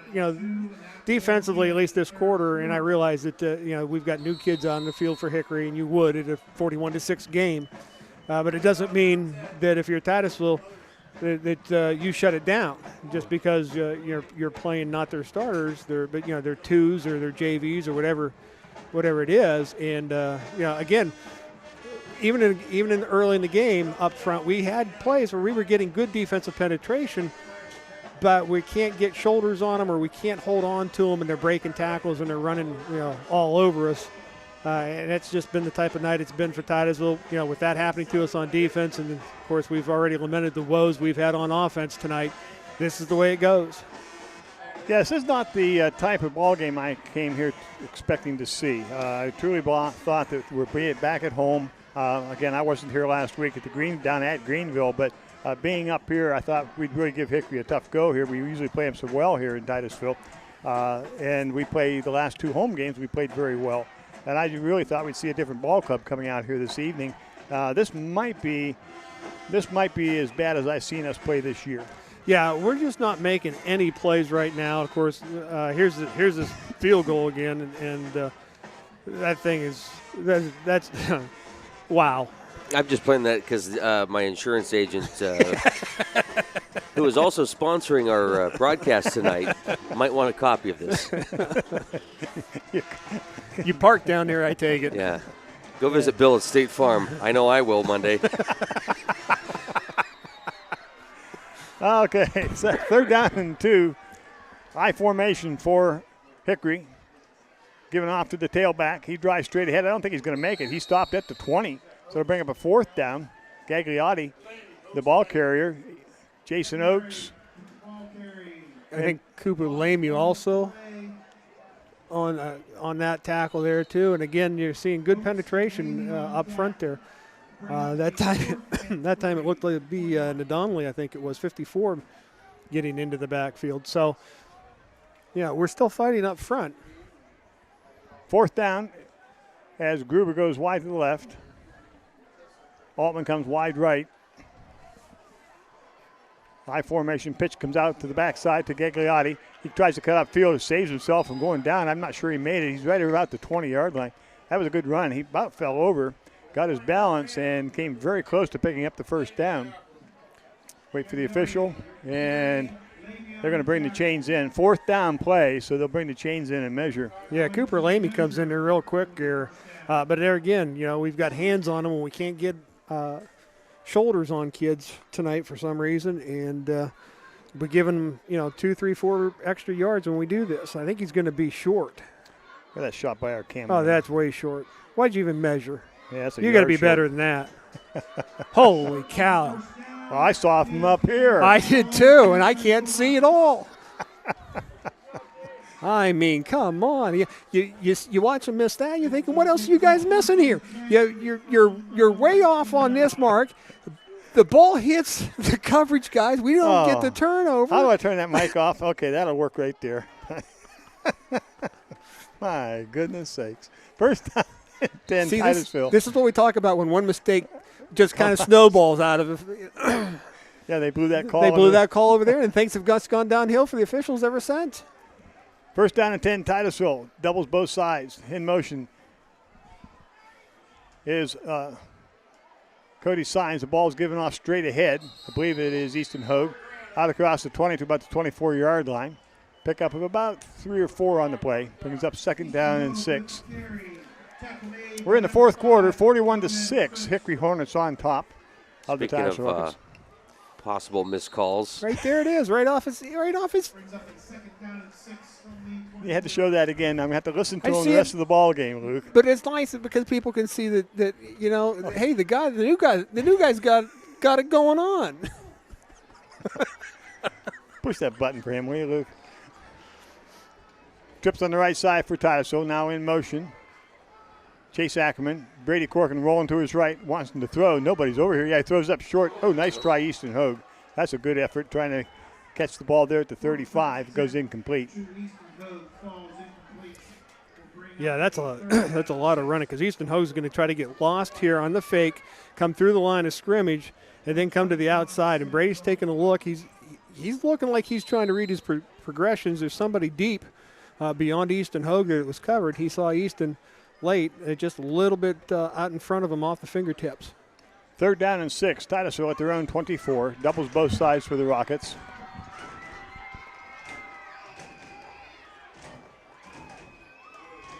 Brady Corcoran keeps it. He's out across the 25, brought down about the 26-yard line. So it'll bring up a 4th down and probably 4 for Titusville. Well, this young man here from Hickory, right here, whoever that is that holds on to him, does Hickory a big favor because Brady's got a lot of green in front of him if he gets out of that tackle. Yeah, I was waiting to holler because I thought he was going to break it, but instead they got him. So Brady's going to now go into punt formation on this 4th down and 4, 4th down and 3. The ball's at the Titusville 26. 8:57 left to go in the ball game. 41-6 Hickory.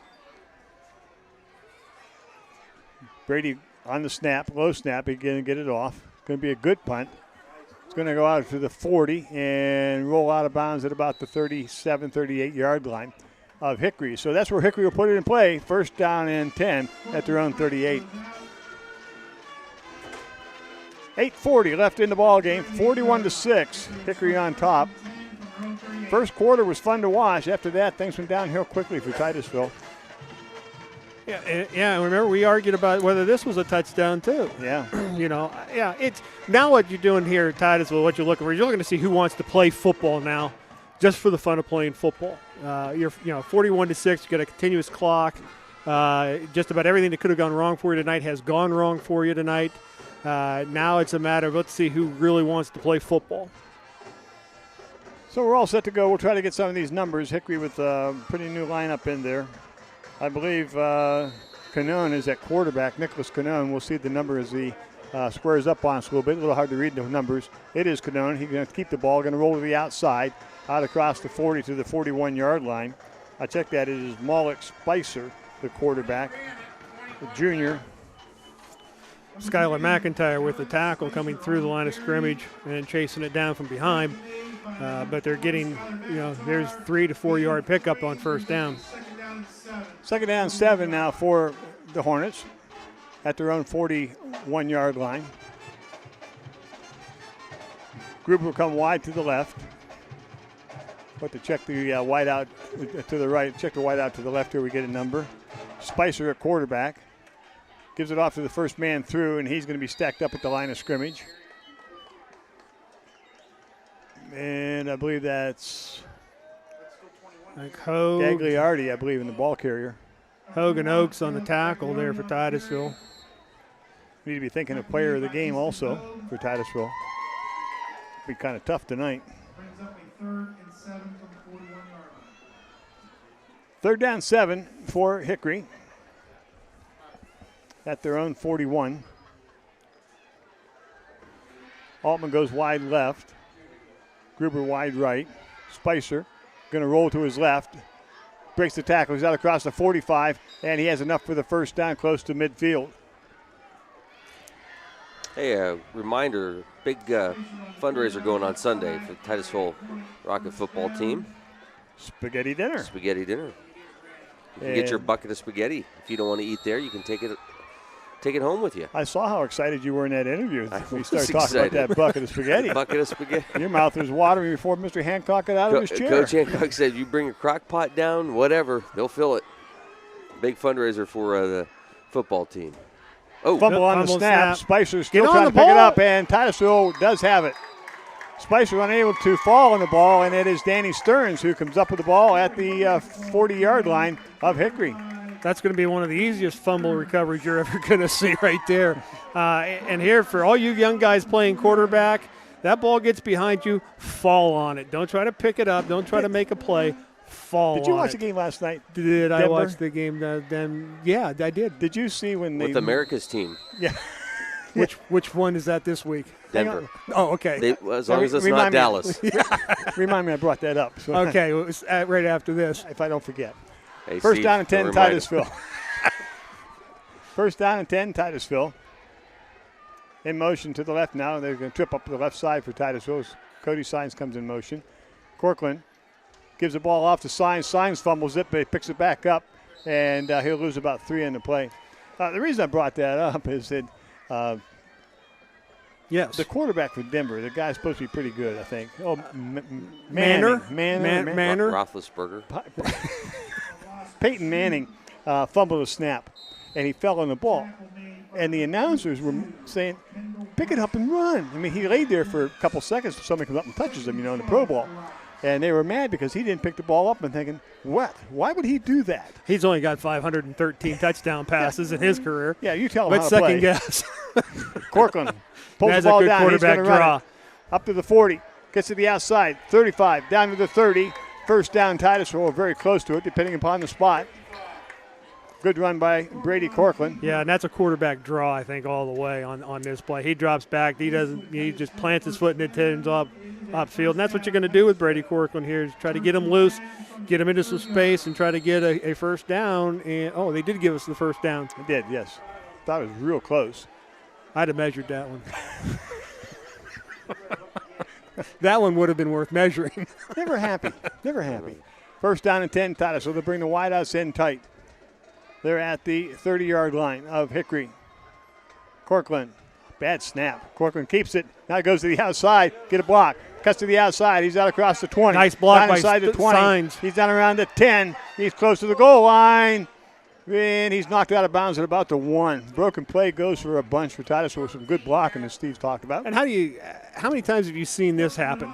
A busted play like this, and then all of a sudden it turns into something really good. And that's what could have been catastrophic for Titusville. Oh, nice Brady block. Corcoran, yeah, this Sines he doesn't give up on the play and does a nice job. And I think that was real close to being a touchdown. I'd like to see a red flag thrown Does that on 1 second hesitation there trying to get the ball change that? It must, because you see it so many times in these busted plays. First down and goal, Titusville at the 2. Corcoran to Hogue. Hogue drives straight ahead into the end zone. Touchdown, Titusville. So Hogue takes it in for Titusville's second score of the evening. 41-12 as Titusville able to put the points on the board after a nice run by Corcoran on a busted play. So they took advantage of that play. It's a good thing to see. Yeah, and it is. And they run behind. They pull Jason Oakes to the right, and you got Stearns over there. So you got the two big horses on that side trying to open it up a hole and to give Easton Hogue the touchdown. Titusville will undoubtedly go for 2 here. Corcoran will have the ball spotted on the left hash mark. Still waiting for the right personnel to get in there and the numbers to be called. Everybody looks at their wristband. Now we got somebody late running onto the field. Cooper Lamy going to the wide side. Better hurry. All right, going back to that Steeler game Monday night, and Texans having issues with getting Corcoran players wanting to go on. in the end zone for the pass, and it is a 2-point conversion to Ackerman. Yeah, they had that same problem. Yeah, Ackerman got lost here in the secondary. The blown coverage there. They ran somebody deep and then brought Chase Ackerman underneath and short. And there's only one defender out there, and he had to go deep. So somebody blew a coverage there, but Brady does a nice job of seeing that and delivers a nice ball for the 2-point conversion. 4:41 to go in the ball game. It is 41-14. Hickory now on top of Titusville. With Titusville getting ready to kick off. So we'll have to see now what Titusville tries to do. Wouldn't pass an onside kick attempt here. I would do it. I don't know that I would. I would. I'd go ahead and kick the ball deep. No. Hey, real quick, let's go down to the field to Brian DeFonso, our wireless mic coverage, brought to you by our good friends at Route 408 Transmission. Brian, you down there? Yes, I'm here, Lucas. And I'm dropping stuff all over the place. 4:41 to go in the game. We picked up a few points here. Give us the mood down on the field. Yeah, I gotta say it's kind of I don't know if sardonic is the right word that I want to use, but there's Use a different one that Jim will understand. Yeah, there's no question about it. There was a little bit of wind taken out of the sails here at halftime. Grady Corkland taking over in the second half of the ball game. I don't know if there's any other particular reason for that, but it was certainly nice to see him command the offense and get some points on the board for the locals. Alrighty, thank you, Brian. Our wireless mic coverage brought to you by 408 Transmission. Jason Oakes can do the kicking. My guess is onside. Hickory's guess is onside also. We'll see what happens here. And it is an onside kick, but it rolls right to the Hickory Hornet. Got a flat roll on that ball instead of the end-to-end. Oh, by the way, I called the onside kick. Yes, I know you did.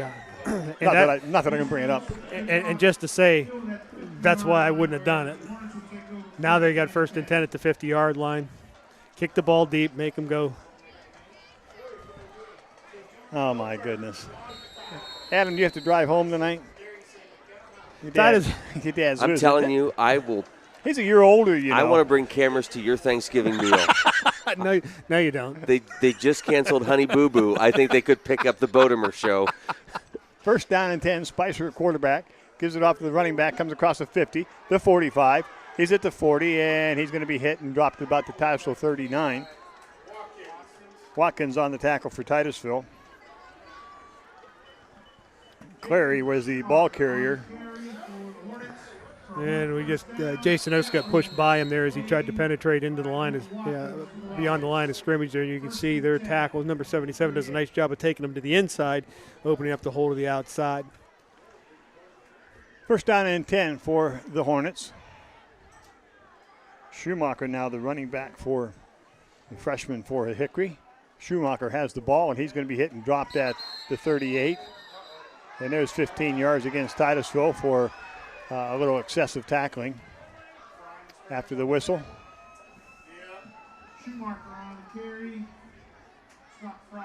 And they'll step that off from the original line of scrimmage, 15 yards. That'll be 1st down for Hickory. One of the things here tonight that has been really disappointing here, and we've seen it now, this was the second one. I think they called this on Fry, but I'm not 100% sure of that. But the disappointing thing is Titusville has lost their heads. Yeah, we lost composure. You've lost your composure and you've lost your heads. You can't do that. Happened in about the second quarter. We started turning the ball over mistakes. and things started to get out of our. We started getting out of our element here, and it just has not been from the second quarter on, has not been a good night here for Titusville. Wise each side for Hickory. DeVito now the running back. Spicer's going to keep it. Oops, going to turn around, come the other way, and he's going to hit and drop back at about the 33-yard line. Be a 2nd down and about 14 now. That'll be more than that. 2nd down and about 18 maybe. Well, there's a hold they missed there on Stearns, but Hogue is in there real quick, and he shoots a gap there to make a tackle. 3:03 left to go in the ball game. 41-14, Hickory on top. Hickory will send doubles both sides. Spicer again at quarterback. Gives it off to the first man through. Gets a little bit of a hole and picks up probably no gain and bring up a 3rd down play. Yeah, Stearns and Hogue are on the tackle there on this one here. And, as we come roll this thing comes winding down here, there's a couple of names here on defense that have become prominent, and that is both Daniel Stearns and Easton Hogue. So you've got at least those two kids out there, and you've got Jason Oakes that's playing hard too, that are trying to make some noise and try to get something positive out of the night. 3rd down 17 at the Titusville 33. The Hornets with the ball. Spicer keeps the ball, tries to come to the right side, and he's going to be hit and brought down at about the 42. Tackle out there is by Scott Fry. What, no flag on the play? Well, I tell you, I noticed on that one, and here's the thing, you say that, as he's wrestling him to the ground, I'm hearing the whistle blow real quick. Yeah, they're blowing a quick whistle. And wait a minute here, you got a lot of these kids to try to make a tackle. Yeah, and you I go back to your comment at the beginning, Steve. This is football. Yeah, I mean, there's got to be a little something here. I mean, I agreed with the last one that they throw, but that whistle is awfully quick here. Well, you get all that momentum that you're making that tackle with. It's a high snap, and the ball will be covered by Titusville at midfield. Hickory with a high snap. Spicer can't handle it, and Titusville comes up with a recovery. Be first down and 10, Titusville right at the 50. Yeah, and Titusville, Hickory's had trouble here in the second half with those. Unfortunately for Titusville, way too little, way too late. But, yeah, that's one of the things that happen when you have these shotguns and pistol set formations, that if your center's not accurate with a football, it can throw everything off. Steve, with all this talk about Hickory, if you're Hickory, what are you saying going onto the bus tonight? Good game. Yeah, good win. You did what you're supposed to do. Just that simple for Hickory. They Corcoran looking downfield, and he completes the ball down at the 33. And completed pass. Was he over the line? No, he wasn't over the line. I thought McIntyre dropped it as he rolled over. Clock has stopped with 59 seconds to go in the ball game. And this is a good job. Brady Corcoran finds somebody open down there, and he catches it. And I guess not. That was a foot I saw coming across there. Yeah, that looks a lot like a football. Well, it does when you have 52-year-old eyes. Corcoran under center. Hogue over the middle to the tight end or to the wideout, and it would be McIntyre just a little bit in front of him. And that one there, I'm going to put that on the receiver. You run that through, and he slows down on this. Yeah. You can't do that. Your quarterbacks are taught, and it's hard in high school, but as you progress through the ranks, college and then in the NFL, these guys throwing the football get used to your speed, and they're thrown to a spot out ahead of you where they think you're going to be. And if you change your speed or your angle, it gets thrown off, and everybody's thinking, well, where's the kid throwing the ball? Well, he's throwing it where he thinks the receiver is going to be. You can't throw it where he is because it's going to be behind him. Luke, you were asking about what do you say to the Hickory kids when they get on the bus. Very quickly we both said, nice game, but you have to give them credit. If you're the coaching staff, you got to be happy with your kids when they are given short field, when you're given the advantages that Titusville has given them tonight. They took advantage of that. And so as you have another game going down the road and possible playoff implications in those games, you're going to be happy to know that your team can do something with the ball when they're given the opportunity. Well, and I thought you build on that. Yeah, and I think Hickory has, let's face it, tonight Hickory outplayed Titusville in all facets of the game. Yeah. It's not that Titusville didn't have their shots. We just gave it away more often than not. Double wides both sides for Titusville. 33 seconds to go. Corcoran looking to throw, looking downfield, throws up to the right side. Knows he overthrew Easton Hogue all by himself out about the 30. That was good for about 20 had we made the reception. And when you say all by himself, I mean to tell you there isn't anybody within 20 yards of Easton Hogue out there. He catches this one, and he's going to turn it up the field and go quite a ways. Hey, it's give Brady Corcoran credit. He's a sophomore and had to step in here and play quarterback the second half. Corcoran rolling to his right, looking downfield. Going to throw a ball deep. He's got a man at the 10, 5, touchdown, Titusville as time runs out. That's McIntyre. And that was a very nice ball. That was a very well thrown ball by Brady Corcoran. Rolling to his right, and he's going to step into the throw there. And that's just right over the shoulder where you want that ball to be. And McIntyre brings it in and goes in for the touchdown. So, a good final play. At least you're ending on a high note.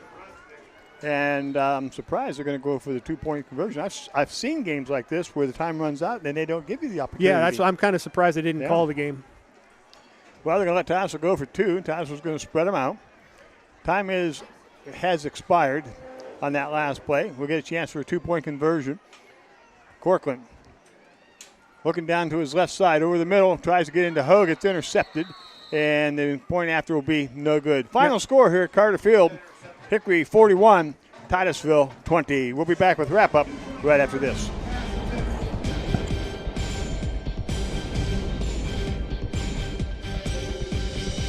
Anderson Physical Therapy wants to get you back to doing the things you enjoy. Your treatment is customized to you, addressing a variety of aches and pains, including post-op, sports injuries, arthritis, headache, and fibromyalgia. Get the Anderson Advantage in 6 convenient locations throughout the Tri-County region: Titusville, Franklin, Seneca, Clarion, Cochranton, and Albion. Call 814-827-8148. Stay on top of your game with Anderson Physical Therapy. 814-827-8148.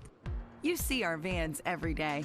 They travel the length of our broadband network, bringing you the best services available. Our technicians and representatives are knowledgeable, available, and nationally recognized as being among the very best in the business. We're a regular presence in our community, always ready to lend a hand. We're Armstrong, a leader in the broadband industry, your friends and neighbors, taking pride in our jobs, and a real partner in making our community a better place. Stop into Donovan Bauer Chrysler Dodge Jeep and Ram for the best prices of the year on new 14 and 15s and certified pre-owned vehicles. We have vehicles coming out our wazoos. Jeep Patriot and Jeep Compass up to $2,500 rebate.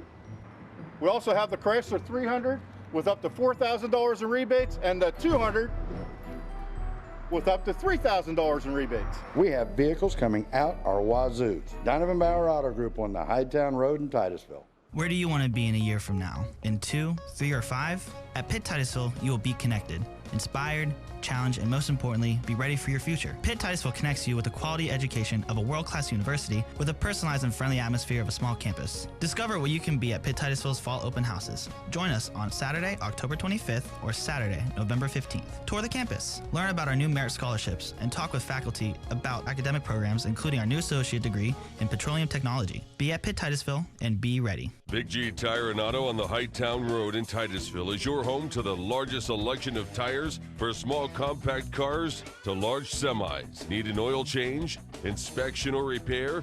Big G can service your vehicle while it's in the shop. Protect your vehicle with our fluid film undercoating to keep the rust at bay. Big G will keep you on the road. Tires for any size vehicle and auto repair. Come see us at Big G Tire and Auto on Hightown Road in Titusville. Oil Creek Plastics, the industry leader in polyethylene pipe, is proud to be a part of the Titusville community and a proud sponsor of Titusville High School athletics. Located off Route 27 in East Titusville, Oil Creek Plastics has been a vested part of the Titusville community for 28 years. At Oil Creek Plastics, we take pride in supporting our community and are thrilled to bring instant and slow motion replay to the stream's Titusville Rocket sports broadcasts. In Titusville and here to stay, Oil Creek Plastics. Best of luck to the Titusville Rockets. And the final here from Carter Field, Hickory 41, Titusville 20. Welcome to the Blue Canoe True Value post-game show. And I would not like to be in that huddle tonight. No, I think probably Mr. Hancock and all the coaches will have a few things to say concerning this ball game. We're going to have a chance to find out a little bit about what happened down that way as Brian is going to be speaking with Mr. Hancock, I think. That'd be tough for me to have somebody walk up to me with a microphone at the end of a ball game like this, Steve, and say, Coach, how did things go for you tonight? Well, Did you see O'Brien's post-game conference meeting? No. Oh, my gosh. He go off on some people, did he? Yeah. Well, and see, that's if I'm coaching there and my team just got done playing the way it did and with the problems that Hickory exposed for Titusville tonight, you're not putting a microphone in my face. I will tell you once politely to get lost. After that, I will take the mic and see how far I can throw it. Mr. Just PR here. That's just the way. I'm a Bobby Knight disciple, always have been, always will be. That's just the way it is. That's my bet. And it's got to be, Well, you mentioned, Steve, right at the very end there, maybe it was during the break, that Titusville going to go into next week's game in a tough situation. It's going to be a real task for the coaching staff now to pull some things together. So there's some things that happened on the field that we don't even know about during this ball game. And so there's going to be a lot of work to do for your last game of the season to come up against Maplewood next week. Yeah, and here again, and I did not see the Sharon game, but if this is the way they played, This is worse. This was worse than Sharon. Yeah, this was. Sharon, we didn't show up on defense in places. Here, we lost our composure. We lost composure tonight. And that's the big thing tonight. That was the thing that I didn't think we'd see because we hadn't seen it yet this year. No, not at all. We hadn't seen the loss. Matter of fact, we've been very complimentary about how they've been able to do things. Not tonight, Luke, but over the season. But you look at you see how it's a matter of timing. If this team had played the game against Grove City this way, Grove City would not be looking for their first win still. They'd have had her. Yeah. This team just, for whatever reason tonight, they lost everything. Their composure, they lost their what they were supposed to be doing. They lost track of responsibilities. They were overrunning plays tonight. They would stop running in pass routes tonight. Just really a lot of things fell apart. A lot of things, just the wheels just came off bad tonight. And this whole team took a face plant here tonight. And really, we've talked about Hickory is a good football team. I'm not taking anything away from Hickory, but we made them look awfully good tonight. And I'm really kind of surprised after what I saw tonight. I'm surprised that the games against Slippery Rock and Greenville weren't by wider margins of victory. The only thing I'm going to say is talking with Coach Hancock at the start of the game during the pregame show. He obviously, he and the coaches saw some spots with this Hickory team that they thought they could maybe exploit, and I think they were on task to do that very early on in that first quarter, and I think that was starting to look like a pretty good game.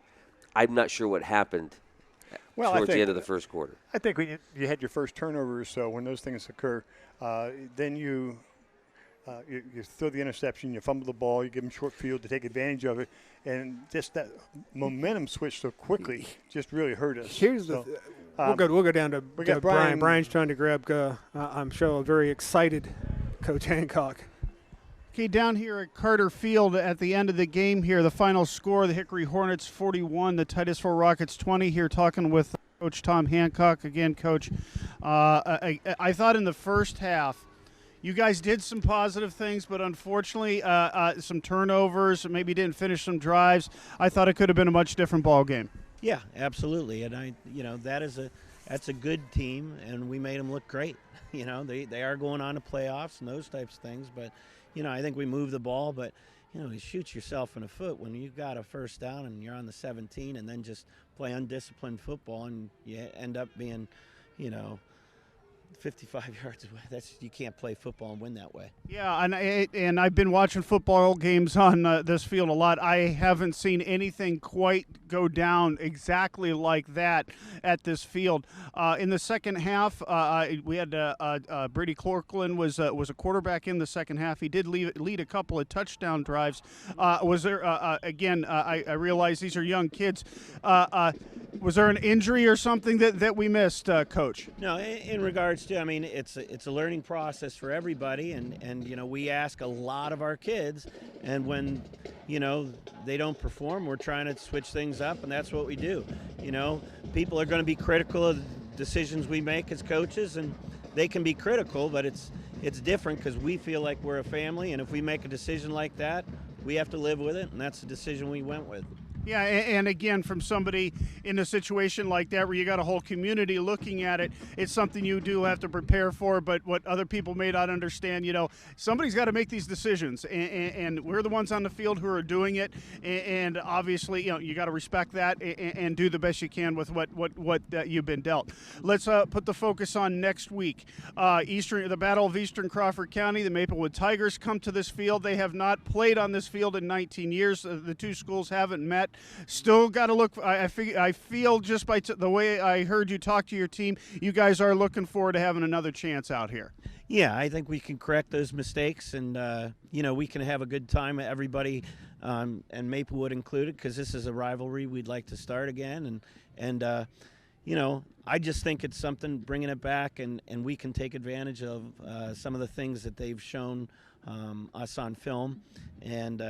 I'm sure they think, hey, we're going to go over to Titusville and see what we can do to them. So I'm looking forward to it. I think the kids are looking forward to it. And it's the last time for 10 seniors to play on this field. So, they've got something to prove now. Okay, very good, and we'll certainly talk more about that this week. Coach, I really do appreciate your time afterwards. We'll see you next Friday. There you go. Here we have it from Carter Field, the final score tonight. Hickory Hornets 41, the Titusville Rockets 20. Titusville Rockets will finish up the season right here at Carter Field against the Maplewood Tigers next Friday night. Jim, Luke, and Steve, back up to you. Thanks, Brian. Our wireless mic coverage tonight brought to you by 408 Transmission. Having any car problems, go out and see them. Winter's coming. You don't want to get stuck in the snow. 408 Transmission, a big thanks to them. Coach had some pretty good words tonight. Yeah, I think he's pretty well nailed it. Same thing we were saying. All-around bad Scary, night. But well, yeah, it's Halloween time. It's supposed to be. Yeah, it's agreeing with me. It's scary. You betcha. This is an all-around bad night for Titusville, and they just got to pull it together. I'm not even sure you watched the films on this one. I think you talk about the problems and get on to the final game and get the seniors a good ball game to close out their senior year with. Yeah, I think that's what you do. There's not much to gain to watch from this. And I'll tell you, I think where I thought Titusville really lost everything there was in that where he was first and 10 at the 17, and we ended up 4th and 69. And the play I think that really broke the back of the Titusville is Todd Brown got sacked. And instead of just getting up and giving the ball to the official, he kind of tossed it and drew a 15-yard penalty. And, those kind of mental mistakes are the things that really hurt you. And we did that to ourselves. And unfortunately, it wasn't just that situation. There were so many times Titusville made some dumb mistakes. We had a lot of dumb mistakes, but, and here you're looking at one of the touchdown passes that Todd threw tonight. But, it was just one of those nights where things just once things started to go downhill, we couldn't get it turned around, and we had a shot there. And I thought, well, if we can score here in that one drive in the second half or the second quarter that we were at the 17 on, and ended up punting from our own 40. Yeah, it was that whole series right there, just took us right out of everything, and that really hurt us. And we just could not get our heads back into it tonight. Well, we look forward to next week, and we'll see that the coaching staff can work with these kids. They're very capable. The kids are very capable of pulling things back together again, and come out here next Friday night against a local rival, Maplewood, and that should be a good ball game.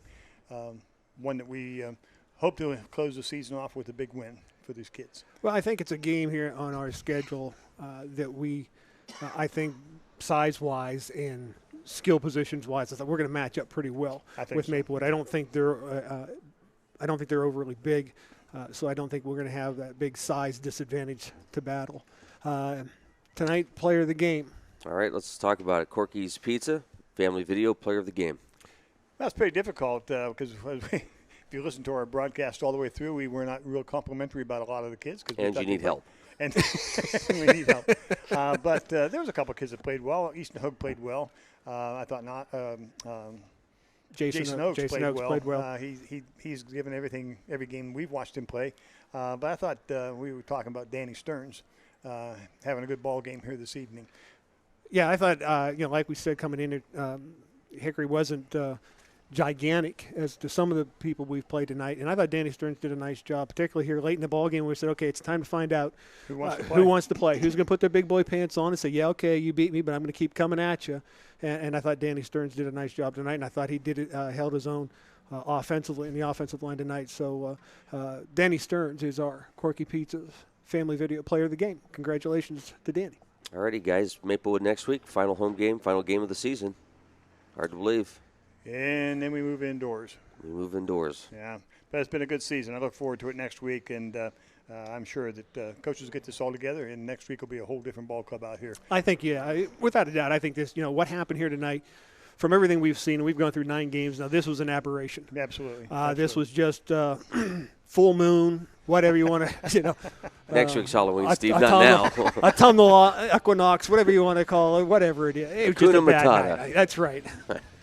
All righty, thanks, guys. This is we wrapping up. We didn't do much better up here either, did we?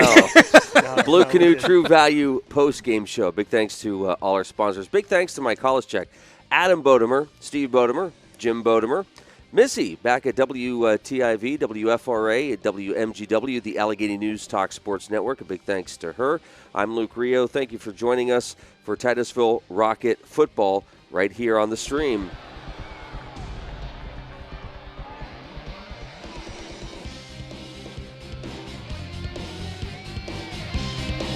Our coverage is brought to you by Anderson Physical Therapy, by Oil Country Federal Credit Union, by Warm Home and Hearth, by Bayless Fuel, by State Farm Insurance, by the Titusville Moose Family Center, by Sylvan Equipment, by the Gordon B. Garrett Funeral Home, by Oil Creek Plastics. Rocket Football also sponsored by Larry's Auto Parts, Cabinets by Curtis, Thompson Run Tires, The Blue Canoe, Thermofab, by Armstrong, by Donovan and Bauer Auto Group, and True Value Hardware.